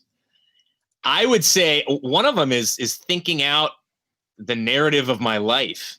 I mean, I guess this is close to feelings. The Christian understanding of meditation is furiously think. I'm not talking about Christian mysticism per se, but a lot of meditation in the Bible, the Greek is furiously think. So who you are, who you were, where you're headed. If I furiously think through that, rather than I'm just simply, what do we call it? A moist bag of chemicals, just accidentally popping up here, Bertrand Russell style on this rock floating through outer space. I don't want to think about that too much. And maybe I shouldn't think about that too much if I don't believe in God. So thinking through the narrative, yes, absolutely. That includes, again, who is Jesus? Is his character reliable? Is it attractive? Or is he some kind of schizophrenic or egomaniac? What were his claims? Did he claim to be God? Are the Gospels reliable? Did the resurrection actually occur? Is there evidence for it? That's where I'm ultimately headed towards in understanding and believing in the Christian God. See, and those are all questions that can be answered by presenting evidence and can be solved by presenting strong evidence. So maybe we should have debates and discussions about pick one of those topics and see if there's strong evidence, because everything you just said is, as far as I can tell, not supported by strong evidence. And so I'd like to see it. So one of the things I like about you is I notice, unlike most atheists, you really dig into scripture and you go pretty deep. So, I mean, some type of debate or discussion on Jesus' character, divine hiddenness is obviously a lot in the New Testament, and parables, all of that. Yeah. I like you interact with, and because that needs to be taken seriously. I just did a video like a month ago or so about Jesus' use of metaphor and why I have objections to it. It's a fairly short, kind of interesting thing. But yeah, I know earlier today I pointed out, why should I care what the Bible has to say? And I want to get more. So the first, I apologize. This will be a slight diversion. The first debate I did with your dad, I'd been sick for a week, and so I sat there on a stool. And your dad is this wonderful animated, and he's out leaning over and everything else. And I was like, oh my gosh, this is just going to be terrible because I can't move. So I want to be slightly more animated. And earlier, I know I said, oh, you got to give me a reason to care about the Bible. And yet I've spent most of my life studying it in great detail. So it's not just like hey, I'm ignoring your holy book until you give me a reason to. No, I've spent a lot of time studying it for very good reason, because I used to believe it and because you believe it and because people around me believe it. The question that I asked earlier only serves to be, yes, but why should I care about it as instructive or authoritative or proof of a God? Yeah. Okay. Yeah. You got it. Thanks for that. And thank you as well for your question from Rodent Last Name, who says, Matt, does it seem that most God arguments boil down to, quote, I have a girlfriend, she's in Canada? Yeah. Is that an inside joke? So yeah, it's the one thing that kids, I do have a girlfriend, she goes to another school, you don't know her, that type of thing when you don't really have. I don't think it all boils down to that. I think that when we say I have a girlfriend, she goes to another school, or she lives in Canada, we know we're lying. I don't think Stuart is lying. I don't think Stuart knows he's lying because he's not lying. He's presenting what he sincerely believes. I think he's sincerely wrong, and he thinks I'm sincerely wrong, I suspect, but it's not just I've got a girlfriend in Canada. Gotcha. Thanks so much. And BOI, thanks for your question. This one is, they say the problem with Stuart's argument is that he argues for a Christian God who is external. Studies in metaphysics and mathematics prove God is internal. Oh, sorry. I'm confused. I have a feeling that both Stuart and Matt, both of you guys would disagree with this person, I guess. Let's see. If you guys want to respond, I'll give you a chance to respond. Otherwise, frankly, I'm not super familiar with what they mean. Do they mean like internal in the sense of like subjective, that God exists for each person, or? Yeah, it sounds like a contradiction. I don't know. I have no idea other than like, it's this question where it's like, two different disciplines have proven that God is internal. And my view is I'm not aware of any reliable discipline that has proven anything about a God. Gotcha. Thank you. And let's see. So we'll go to the next one. Happy Dude, thanks for your super chat. Said, don't forget to hit like and subscribe. Thanks for your support. Yes, we do. A lot of other juicy, controversial debates. If you're like us, if you're a little sick in the head, hit that subscribe button, as we have many more to come. And I want to quick mention it one more time, as I had mentioned at the start.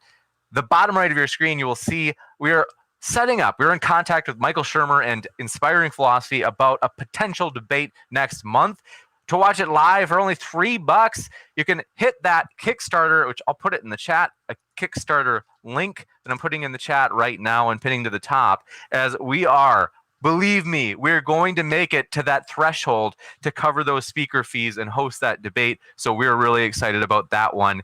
And again, that's linked in the description as well. So next up, thanks for your question. This one comes in from Theranthalis42, who says, not trying to sound snide, but the arguments that I'm hearing from Stuart are God of the gaps in feelings. Stuart, do you disagree? No, yeah, I see why they would say that, but it's just a difference in perspective. Because I'm going kind of the angle of the Jürgen Habermas's and a bunch of other atheists who talk about there's an awareness of something missing, and that there are these big issues that are emotionally laden that are pressing in on us, versus a type of wish fulfillment. Okay, no, that person's totally wrong. Never mind. But where Matt was going in terms of these things are missing and we just kind of wish that they were there, but in no way does that mean that they're true. Gotcha. Thank you. Holy crap. I need to say that. Did I get that wrong? No, you got it exactly right. You basically just said, Matt is looking at these things saying all of these concerns that we have that we're going to a God to provide an answer for, maybe there is no explanation for it. I'm paraphrasing a bit, but I wanted to say that because I can't recall the last time I sat down on Modern Day Debates or anywhere else with an interlocutor who even did a remotely good job of steel manning my position. As a matter of fact, one of the most common questions that comes up in all of these is just to ask each of us to steel man the other person's position. And I've been wanting to put together a list of clips because every time I've been asked that, I've done my best to steel man them. And you're the first person that I can recall who actually kind of steel manned my position well, which is, I see the same things weighing on me. Why is there something rather than nothing? Why does life seem so oppressive or suffering for some? And my answer is, that's the way it is. I'd rather focus on dealing with it and seeing how we could make it better, rather than reaching out to a God, which doesn't add any explanation. Because if you say they're suffering because God has a really good reason why they're suffering, there's no guarantee you'll ever find out what that reason is. There's no guarantee that you would understand it, even if God were to explain it to you. And so the position that you're actually in is you went from, I'm really anxious because I don't know why they're suffering, to I'm no longer anxious because somebody else knows why they're suffering and I'll just trust them. That's the case. Oh, and that could be a great crutch. By the way, Yes, crutch. I am totally honored by such a medallion you just gave me. But Matt, just quickly, if I would have stuck to teleological, fine-tuning column as well as moral obligation, do you find those more convincing than these intangibles like meaning, purpose, beauty, sacrifice, suffering, etc.? Do either resonate more with you? Yeah, if there were like empirical evidence related to the facts of the universe, that's going to be more impactful than I need an explanation for beauty, and I'm just going to go. But I think we have explanations for beauty. I think we have. We don't know everything about the brain, but we have a good understanding of our psychology. And when somebody looks at something and says, "Oh, that's beautiful," well, why do you think it's beauty? It's because God has imbued you with a sense of beauty detection. Except that's not the case, because beauty is subjective. There are things that we generally all agree on as human beings. I don't. There are people who aren't going to find person X beautiful or whatever, but a rose, it's become poetic because pretty much anybody in the history of the world has looked at a rose and gone, "That's beautiful." Is it the most beautiful thing? No. Maybe some people are allergic, don't like the smell. Maybe they don't like the color or the shape. I don't know. But I don't see a need for an explanation beyond this is the way things are. And if there is an explanation beyond this is the way they are, that's something would need to be demonstrated and not just assumed. Give you a really quick response, Stuart, then we have to go to the next one. No, I would agree. To a level, they're definitely subjective. On another level, I mean, there's some type of moral anger and outrage over something like, Notre Dame burning to the ground. And I think there is a level of objectivity of looking at something like a sunset.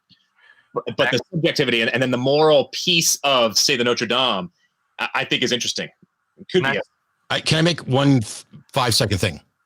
Sure. Somebody in chat said, I like this Dillahunty much more than the atheist experience Dillahunty. Those people are the same. There's no play acting. What you're seeing is a difference in interlocutor and someone who's willing to actually have a conversation and not just yell over and preach. That reminds me, I have to say this because I was so encouraged to read it. Nifak Adorar, thank you, and let me know if I mispronounced it. Sorry, friend, if I did. But they said, thanks to you and the debaters, I think this is one of the best civilized debates you've ever had. Learning from each other. Thanks, debaters. No fights needed. Find your own. So glad you guys do have. I was thinking of it as I was listening to you guys. It's you guys do have a pleasant, pleasant chemistry of interacting with each other, and so which is odd because we'd never met. I'm going to give it to Stuart because Stuart is clearly a very nice person. You too, Matt. Gosh. It's been a good one. I only want the atheist experience, Matt. So I thought something, drastically different. Yeah. That is a good. Jack Levy, thanks for your question, said, Stuart, plenty of animals suffer. Elephants come to mind as a non-ape example. And they grieve. Is God a good explanation for their suffering? If so, why? No, it is. Oh, I thought they were going a different direction. No, dolphins. There are other animal groups that definitely grieve, and many groups will actually head home to where they were actually born and die there. So no, there's all different types of beautiful forms of suffering in the animal kingdom. I just still see a level of difference. Another moral piece of that is obviously we're not going to hold animals morally culpable if a lion eats a lamb. And so there's just differences in the animal kingdom, but I don't want to go all evolutionary psychology on us. But what is that kind of where the question was going, or am I missing that? Where was that? I'm not sure where the question was going. Can you read it again one more time? Sure. They said plenty of animals suffer. Elephants come to mind as a non-ape example that grieve. So it's kind of a cross between suffering and grieving mentioned. And then they said, is God a good explanation for their suffering? Oh, okay. So I would say no, because I don't think God's a good explanation for anything. But for someone who views suffering generally and says, why is there suffering? And the answer is because there's a God who has a good reason to permit suffering, then yes, it applies to non-human animals as well. You got it. Thanks so much. And this one comes in from Dave Dallafiore. Says, Stuart, we need Jesus to be saved from whom? Ourselves. Gotcha. Next, John Braun says, John Brand says, Stuart, how do you reconcile that God's unconditional love was only for his chosen, or for the people, God's chosen people in the Old Testament and in the New Testament, his quote unquote love is only for those who believe then? No, it wasn't just for the Israelites. I mean, they were a light unto the Gentiles. The Israelites were judged just as much as other civilizations and groups. And then John 3:16, we all know it. For God so loved the whole world that he gave his one and only son, that whoever believes in him shall not perish but have eternal life.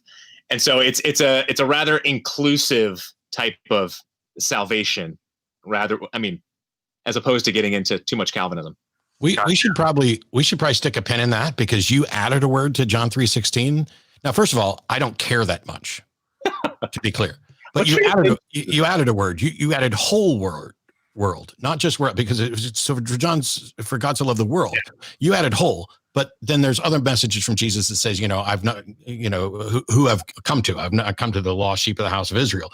And so I find it interesting that you added whole world, because I don't think it is literally in there, but I think it is metaphorically in there. And I don't, it's like, I'm not going to make an argument about who Jesus came for or not, because I don't think he was here to come for anybody. But it was funny to have that, because I was like, in my head, after years and years of Sunday school, I'm like, for God so loved the world that he gave, oh, wait, he just said whole world. And then that took me down 20 other verses going, is that actually biblical? I've been singing that song. He's got the whole world in his hands to my daughter. Maybe that's how the slippage happened. That's good, though. Gotcha. Next up, thanks for your question. This one comes in from Matt C., who says, Stuart, even if you had strong evidence for a God, why worship a God that condones slavery? Well, he doesn't. If he did, it was way less than the other civilizations. But, you go to, so one of the trickiest passages would be like an Exodus 21:7, for example, where a father could sell his daughter into slavery. And you got to look at context. Context is king. We always learned in Hebrew class and seminary. And if you look at the context, the father, it's a type of Medicare that's going on. It's a type of Social Security that was meant for a tremendously, plagues were going on, as well as a tremendously, the poverty was just, it was rampant. And so it's not selling, for example, his daughter into sexual slavery. No, it was a type of servitude where that daughter would go for a time and actually make money so she could eat and not starve to death. So you have to parse out all of these. Look at context. Like Numbers 31, Aaron Ra pushed me really hard on, and we debated 3 times in the last couple months.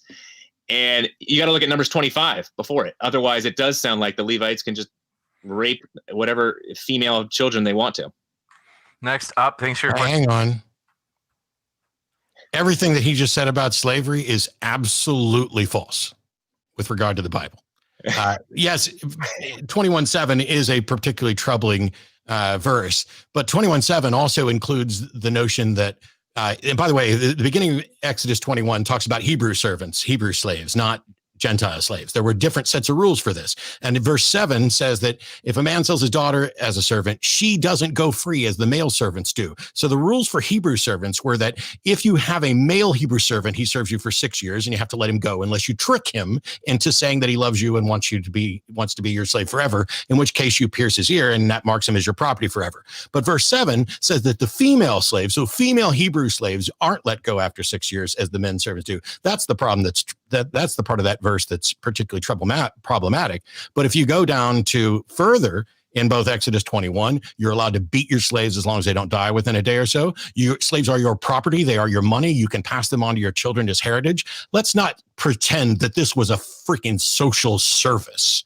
Okay. This was owning people as property that you can pass on to your children. And if you beat them, as long as they don't die within a couple of days, no punishment shall come to you, because those people are your property. Leviticus 25:44, the children of the strangers that sojourn with you, of them you shall buy, of the families that are with you, which they begat in your land, and they shall be your possession, and you shall take them as an inheritance for your children after you to inherit them. Let's not pretend that the biblical thing about slavery was anything like a social service for people who were poor and starving. That's disgusting. We're reading different books, Matt. We're reading different books. What book are you reading? Because I just read the verses word for word. Here's a short robot. No, I know. That's why I had to say, gosh, Aaron. Gotta do this pretty quick. We've got a lot of other. I said you might be right. Let me go check on context. Sure enough, he was totally wrong. And so for me, I think you're right. I have so you did name one that I have a tough time with, and that has the whole beating piece. But I think our modern sensibilities so often get in the way when it comes to the Old Testament. And so for example, I mean, I feel so sad for someone who says that our modern sensibilities are getting in the way of whether or not it's right to own people as property. Okay, so every other civilization, whenever you won the spoils of war, you would immediately rape all of the women, right? No. For the Israelites. Meanwhile, the Bible advocates for that, which is go kill every man, every woman who's known a man, and every man, but keep all the young virgins for yourself. I think I've noticed where your bias is coming from. No, I'm biased towards morality and human beings, and I'm biased against making people property, making women inferior. I'm biased against all of these things. I totally agree. And then we got to move the next question. Moderator's trying to talk. Okay. Go ahead, James. We'll have to do it in another debate. Next up, thanks for your question. This one is from Auntie Kythera. Thanks for your question. Says, why does a unique religious teaching provide evidence for the truth of their central theology? All religions have a unique teaching. Who's that for? I think that's for you. Because they're saying, like, if it's just because it's unique doesn't mean it's true in, like, the theology. Sure. Absolutely. Yeah. Okay, gotcha. Next. Yeah, go ahead. So you'd agree? No, I would just say I mean, yes, you have to look at internal consistency. I think you have to look at internal things. Like, for example, when it comes to the reliability of the Gospels, I mean, embarrassing details. You have to look at logic has to come into play. So many things have to fall into line. You know, when I'm debating a Muslim, for example, and they'll just throw out there, well, the Quran is the perfect book, and it gave us everything we have today in terms of science. I mean, I struggle with that one, although there are beautiful details, internally speaking, in the Quran. Next up, thanks for your question. Hang on. We've got a lot of questions, but if you want, okay, but I didn't get to get my slavery in yet. On several occasions today, he's mentioned reliability of the Gospels, but there's been no evidence that the Gospels are reliable. And since we don't have originals, there's no way to demonstrate the Gospels are reliable. But go ahead. If you want a chance to respond, let's see. We can probably do it if it's short and pithy, Stuart, for both those topics. I meant to say if the Gospels are reliable, because that is not today's debate topic. Gotcha. And then the other one you mentioned, you didn't get a chance to respond on slavery. Oh, no, the only thing I was going to add, a lot of what Matt said, it takes a lot of unearthing you have to do.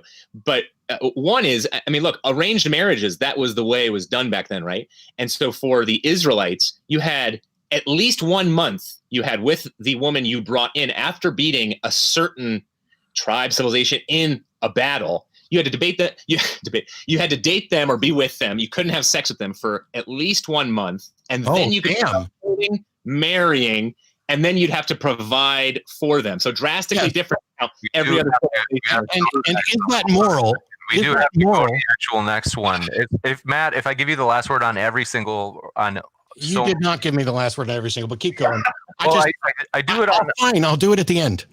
I'm trying to give Stuart the last word on the ones that challenge him. Otherwise, it's almost like it's teaming up on him because it's both the super chatter and then also the response from you. So Dave Daliafor, thanks for your question, said, if God is love and love keeps no records of wrong, then what is sin, Stuart? If God is love and love keeps no record of wrongs, well, yeah, that's why Jesus had to come and die for our sin, in order for our record not to be kept against us. Now, there will be a judgment day. To Matt's illustration about killing that guy in the woods, that's why everything in me wants there to be a judgment day. Not necessarily that there will be a judgment day, but talk to slaves, and slaves got through what happened in our country just a matter of not even, 200 years ago? They got through because they believed there would be a judgment day. And that's why you have someone like Thurman at Harvard in 1946 having this incredible address saying that Judgment Day and the cross ultimately was not just inspirational, but it was a supernatural thing that got slaves through what they had to go through. Gotcha. Next question. Thanks for your question from Let's see, I think we got that one. Bruce Wilk says, Stuart, do you have thoughts on James White and Reformed people at apologia? No. I better not, because our cameraman's a good friend of his, and we disagree on issues. Gotcha. Next question. Thanks for yours. Duke of Sahib says, Stuart, what are your thoughts on the Eastern Orthodox Church? God bless him. Gotcha. And next, thanks for your question. This one comes in from Anti-Kathira, says the cosmological argument requires a theory of time, but that would invalidate general relativity. Why do you choose to believe relativity is wrong? Say it again. It would involve time. That's right. They said the cosmological argument requires an A theory of time as opposed to, like a B theory of time. They say, but what would invalidate general relativity, but an A theory of time would invalidate general relativity. Why do you choose to believe relativity is wrong? I don't know. Matt probably knows. Matt, help me. I'm not holding that relativity is wrong. Yeah. Gotcha. Next, Joseph Clark, thanks for your question, says, does the prior discipline of logic, namely science as secondary, expand the epistemic scope of reason to consider the universal, invariant, and immaterial? Who's that for? I don't understand that question either. Not certain. Let's see. They said, we'll give it 1 second shot. They said, doesn't the prior discipline of logic expand the epistemic scope of reason to consider the universal, invariant, and immaterial? They're talking to the wrong people, because I don't think the prior discipline of logic expands anything. You're talking about the foundation of something. It doesn't expand it. It serves as the foundation.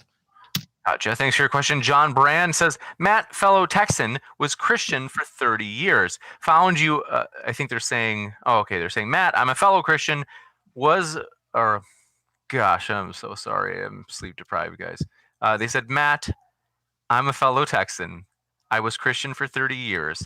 Found you a couple years ago, and your talks have helped me in deconversion, and I want to say thanks. Thank you. I'm glad it was useful. Anti-Kathira, thanks for your question, said, Matt, Daniel 11 is too specific of a prophecy. Fake. I can't tell if they're being sarcastic or not. I don't. So first of all, I don't think that Daniel 11 or anything in the Bible is particularly specific, but there's no question there. It just says fake. So congratulations on a non-question. Gotcha. Thank you for your question. This one coming in from Duke of Sahib says, Stuart, if the apostles wouldn't have died for a lie, then why did Joseph Smith die for his claims about Mormonism? Sure. I mean, it's just Jim Jones. It's the Branch Davidians with David Koresh. It's the same old story. The deal with the apostles and so many eyewitnesses was they wouldn't have died for what they knew to be a lie. That differs them as well from any of ISIS too, who are willing to give up their very lives. They're not dying for what they know to be a lie. It's a pretty radical difference. This ties into what I said about Stuart earlier, that I don't think he's lying. Gotcha. Thanks. And want to quick remind you, as we have a few more questions left, both of our guests are linked in the description, folks. So if you'd like to hear more from them, you certainly can at those links that are at the very top of the description box.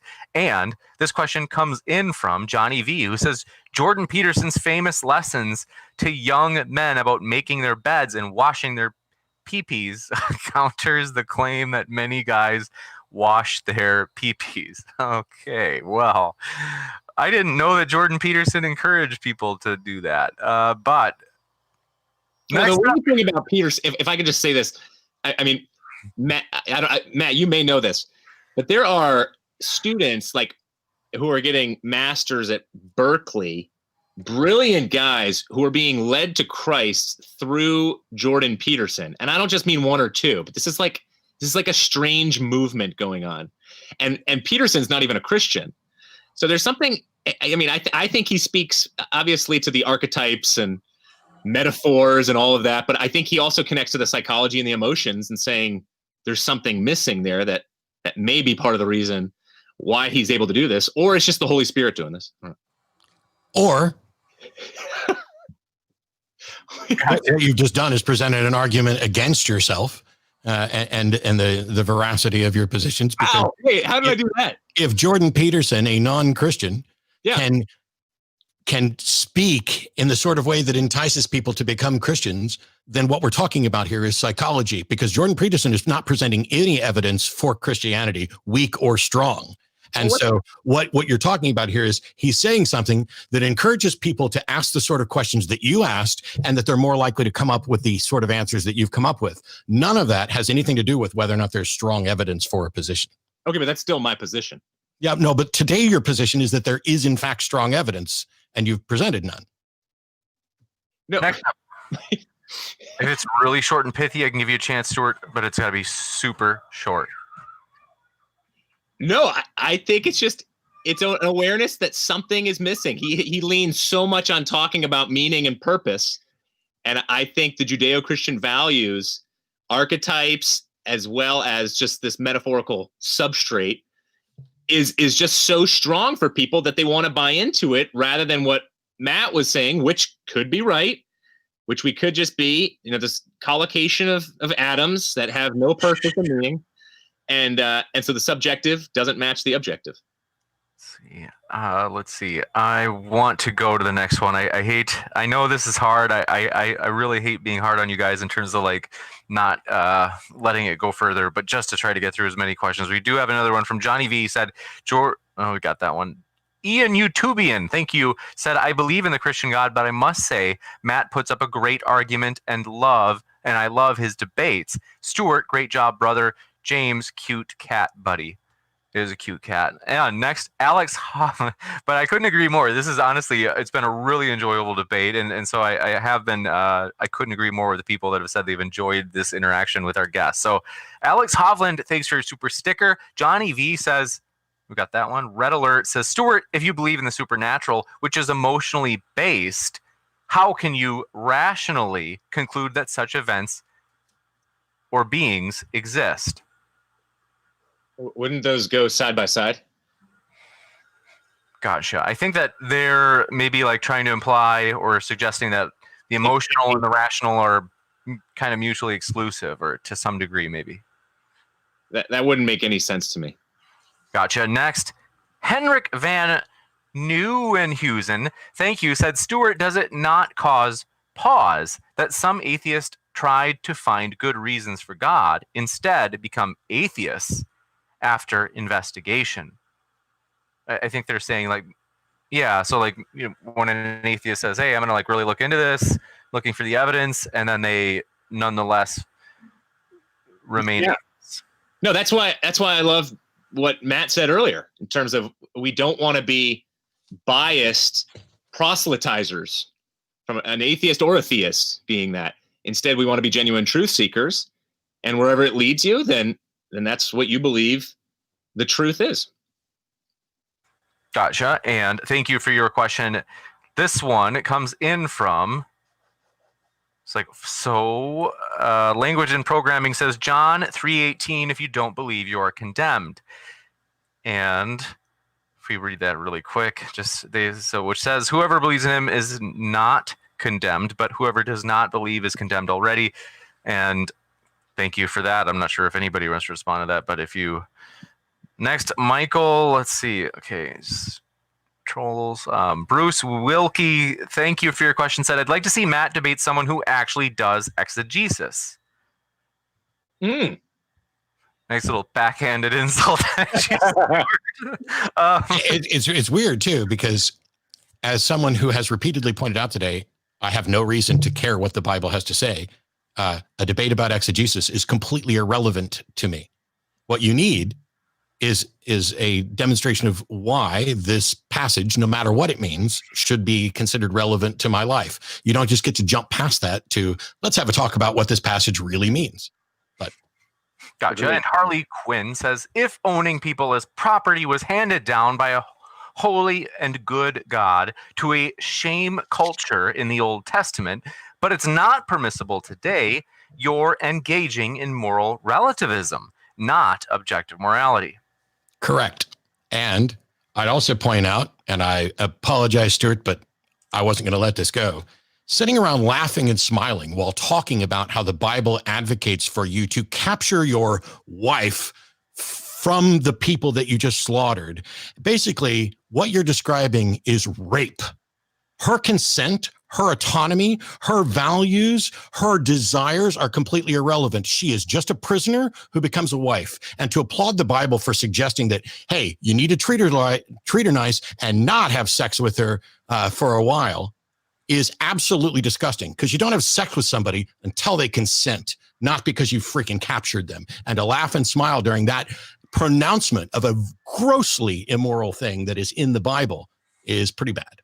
No, I was laughing that I couldn't get my word in there. I wasn't laughing at the content. So is it moral then to capture a wife?